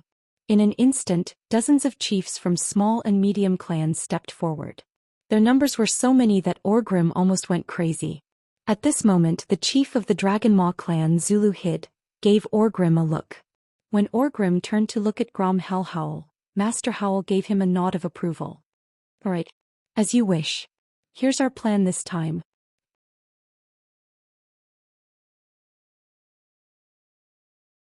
Chapter 301. The 26th of March, Year 2 of the Dark Portal. A large-scale sea-crossing battle that did not exist in history had begun. It was different from the previous probing attack. This time the horde had turned out in full force. The Alliance's scouts had risked their lives to report that the orcs had filled all the beaches in the wetlands where ships could be boarded. It was estimated that the horde would send 500,000 troops this time. The orcs would either send this batch of troops to the northern continent or feed them to the fishes in the sea.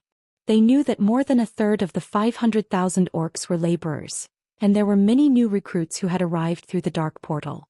Compared to the previous 500,000 orcs, their combat power had decreased by at least 30%. That number was still quite frightening. Have those beastmen gone mad? Every noble and neutral Dalaran mages who had heard of this news were shocked. It was only then that Rotterdam, Dalajan and Alterac quickly passed a resolution for an all-out war, and the entire kingdom began to mobilize. I hope we can make it through this time, Noxus muttered. On the flagship of the First Fleet of Kuel Salis, Admiral Dalen was staring at the sea map. Looking at the 3 blood-red model ships that represented the 3 fleets, Dalen was distraught. Apart from the time when the Third Fleet got too close, Dalen had never taken the Orc Navy seriously. This time the enemy was not the silly orc transport ships that were almost like targets. Not only was there an orc battleship of unknown strength, but there was also his old rival, the former Duke of Cultivation, Fairville. Fairville had once challenged him for the throne, so Daelin did not dare to underestimate him. Even though the quality of the new batch of Bloodsail battleships was not as good as the original Cultivation battleships, the quantity was there. After Fairville's training, the standard of the pirates would not be too bad. Even if it was not the highest level of threat, Cultivation battleship would at least have to deal with it. At this moment, a visitor shocked Daelin. When he finished speaking, Daelin could not believe his ears. "Is what you said true?" The visitor nodded and left. It was late at night. On the other side of the wetlands, the Paladin Bay was shrouded in darkness. Dark clouds covered the sky, completely blocking every ray of moonlight that attempted to shine onto the sea. Every ship of the Bloodsail fleet was moving up and down rhythmically on the waves. For pirates who made a living on the sea, this was the norm. A large number of pirates pulled out their hammocks in the narrow cabin and slept soundly. The stern of every large ship was, by default, the captain's lounge. Miss Jessie Ferryville was the only heir to Duke Ferryville after her brother was blasted into the sky by the Blackwater pirates. She was already 16 years old, but because she had a little dwarf blood in her, she looked short and strong.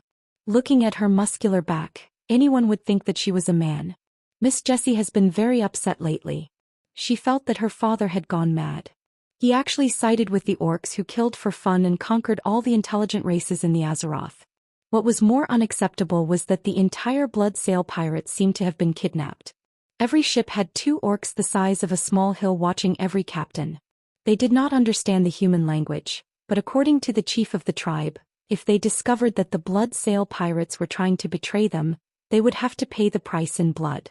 Pirates were never clean people. Not bathing for a few months was not a big deal in their long voyages. But the 2 smelly female orcs blocking the door of his room refreshed the lower limit of Jessie's senses. The destructive stench that she had not bathed for many years made it impossible for Jessie to sleep through the door. Jessie could only think of other things to distract herself. "I'm going out to sea tomorrow to settle things with Cultivation. Damn it, this is not a duel that father or I want." At this moment, a dagger was silently pressed against her throat. Early morning on the 27th of March. Oh, oh, oh. The huge horns that stretched from the top of the orc archer tower to the ground let out a long and deep sound, followed by the sound of drums that shook the sky. Every orc on the coast and every pirate on the sea knew that the day of the final battle had come. Thump, thump, thump. Looking from the ship, it felt as though the whole world was shaking. This was not an illusion. Even at sea, with the ship swaying with the waves, the Bloodsail pirates could clearly see that the branches on the coast were trembling slightly, the sand on the beach was rising and falling, and the puddles of water in the wetlands seemed to form a layer of waves, shaking violently. The Duke of Fairville stood a short distance from the rudder, gripping the railings of the ship tightly. Earthquake. Even on the sea, Duke Fairville could clearly feel the rumbling of the earth coming from the sea. His first mate shook his head firmly. If this was an illusion, then it was an illusion that the entire Bloodsail pirates had tens of thousands of people on board. Haha, that is our invincible horde army. Standing beside Duke Fairville, an orc with a giant axe who seemed to be more intelligent spoke in the common language with an extremely strange accent. The entire Bloodsail fleet was in an uproar. All the Bloodsail pirates stopped what they were doing and stared in horror at the bright, dazzling green that appeared on the east coast. A moment ago, the endless swamp stretched from the coast to the limits of their vision. In the distance, some unknown substance floated in the shallow swamp, emitting an unpleasant smell into the air. Countless lake-like mud pits had split the green land into a mess, and there was no straight path at all. Now hundreds of thousands of orcs had appeared. They ran wildly, roared, and pushed each other as they swarmed towards the sea from the horizon.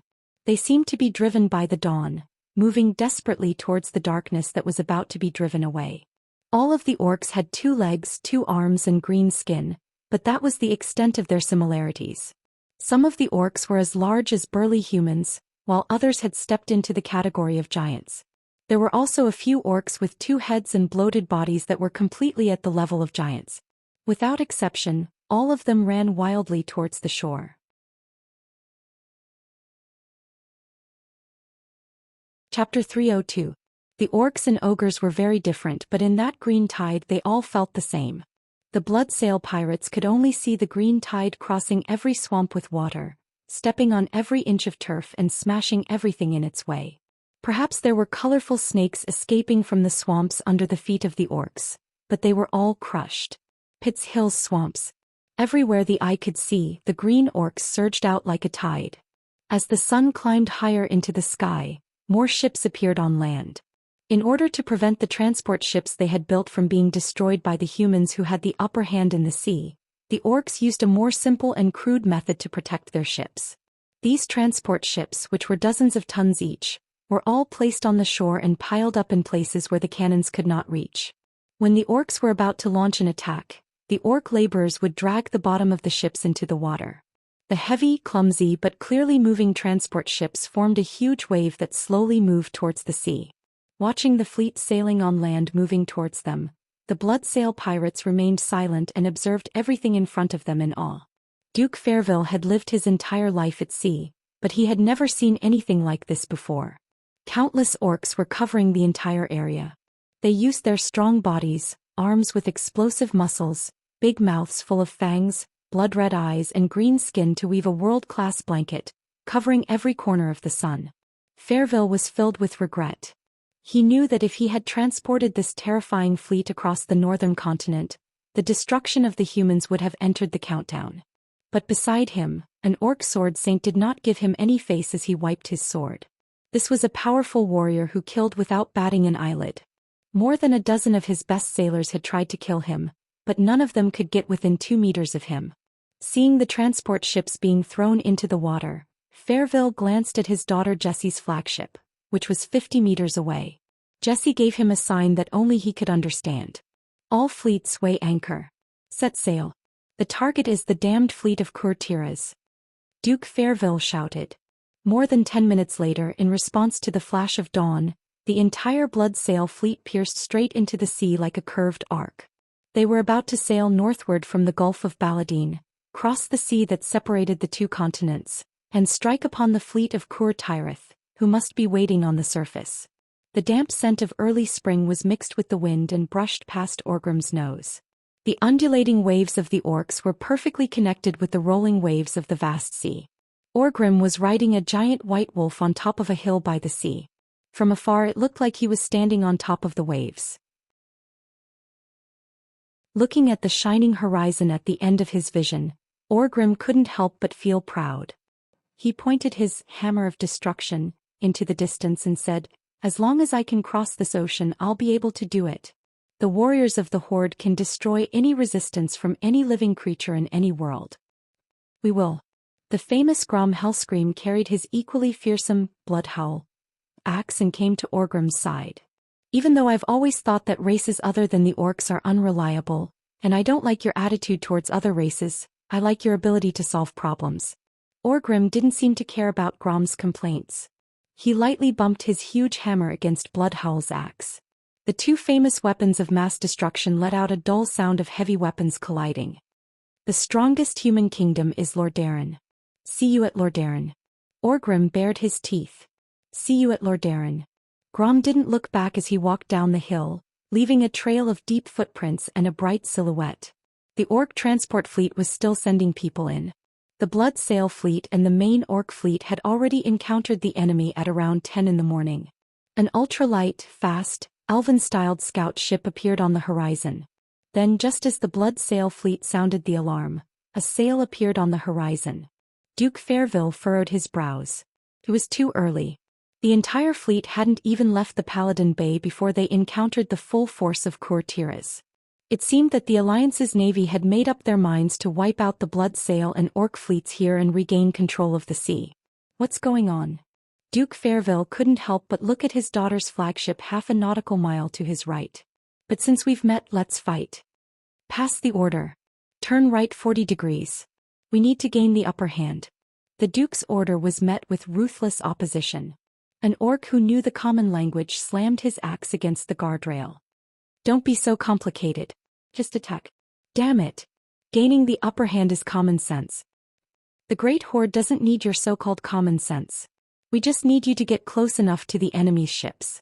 The warriors of the Fireblade clan will solve all problems, the orc said in a low, muffled voice. It wasn't that Duke Fairville hadn't heard of a certain orc chief who single-handedly destroyed a few of Courtier's ships. He just didn't think that the orcs would use such a simple and violent method to solve all problems. This went against all common sense in naval warfare. No, it wasn't just common sense. Fairville could clearly feel the orcs' distrust. That evil great tribal chief was eager for his blood-sail fleet to perish together with the human fleet, so that the beastmen's transport ships could safely pass through every sea in the world. But the situation was beyond his control. The Duke finally waved his hand. 10 seconds later, a blood-red coat of arms unfurled on his flagship. This idiotic order was immediately sent by the command ships to confirm the flag number again and again. Gritting his teeth, he confirmed. Just like that, the entire blood-sail and orc fleet split into 2 columns and charged forward like idiots. The more rational Alliance fleet was like a crab baring its fangs and brandishing its claws. The fleet spread out like a pincer, surrounding the enemy in half an hour. At 10:45 in the morning, the famous Battle of the Paladin Bay began.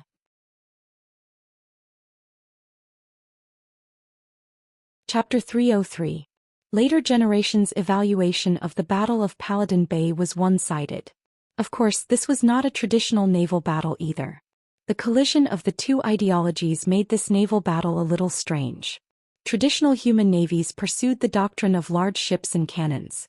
The orc navies, on the other hand, played a typical battle with white soldiers. In a sense, the orcs were also very good at this. This was not the cannon before Duquesne's transmigration, which could fire tens of kilometers. Even the World War II gunships couldn't fire at a distance of 20,000 meters. The clumsy, unrifled breech-loading cannons had a range of less than a kilometer. This was not a problem for the orc sword saints who could walk on the waves. Hellscream dismantled a Gundam with its bare hands. Oh, it was Bloodhowl dismantling a warship. This was a good lesson for the orcs. The orc warships were not weak at all against the wind. The cannons on the orc warships were basically decorations. After all, it was just a large transport ship that could move. As soon as they entered 2 nautical miles, many sampans were released from the huge garbage ships. The peons pushed these modified small turtle-shell ships and headed straight for the warships of Cultivation. Human cannons were very useful against ships, but they should have been at a loss against these small ships. Not to mention there were more than a dozen orc sword saints who came on the waves. Admiral Dylan saw that the orcs' tactics were as expected and let out a long sigh of relief. In the sea, tens of meters deep, a blue and white magic light suddenly lit up. This light was so dense that no orc could detect it except for the orc sword saints. The next moment, ice rain rose from the bottom of the sea towards the sky. Bright, beautiful, it had nothing to do with nature, it was accompanied by death. The Murloc Sage's frost arrow had terrible destructive power, but it wasn't a problem for it to pierce through the bottom of a small boat. The Murloc's unique talent could make the seawater open up a path for the frost arrow, allowing it to accurately pierce through the weak bottom of the boat. Haha. Good kill. Looking at the small boats that were paddling and trying to get close, stop one after another, and the hulls entered the water, Admiral Dylan laughed heartily. It was not that the orc sword saints did not think of taking care of these hindering Murlocs. Firstly, underwater combat was not their forte, and secondly, there were some stronger people to deal with them. Murloc Prophet Maugre, Furious Scale Naga Vara, Spiny Naga Syphilis, and a large number of Naga Siren priests were all here. Hahaholala. Chanting an incantation of unknown meaning, Maugre suddenly unleashed a powerful attack. In the sea, the Murlocs and Naga had natural magic bonuses. Not to mention that this was a battlefield that had been set up long ago. At the bottom of the water, inconspicuous conches, clamshells dozens of meters deep, and the most inconspicuous dead corals suddenly emitted the unique brilliance of magic. 2 dots formed a line and many lines formed a pattern. At that time, the Beastman Sword Saint suddenly discovered that there was a huge magic array over 100 square meters in diameter at the bottom of the sea. Walla la la. The only 3 fingers on each of Maugre's hands trembled convulsively. His eyes turned white and a crazed look appeared on his face. The next moment the sea sank. In an instant the sea level within a radius of 300 meters suddenly sank by more than 30 meters. A huge whirlpool rapidly formed. On the side, the magic stirred up 100-meter wave easily swept everything in the whirlpool into the bottom of the sea. The sword saints of the Fireblade clan were powerful, but they did not fight underwater. The bottom of the sea was the world of sea creatures. In the magic array, countless jellyfish-like tentacles rose up, pulling the sword saints deeper into the sea. The sword saints held their breath and worked hard to cut the jellyfish tentacles in the water with considerable resistance.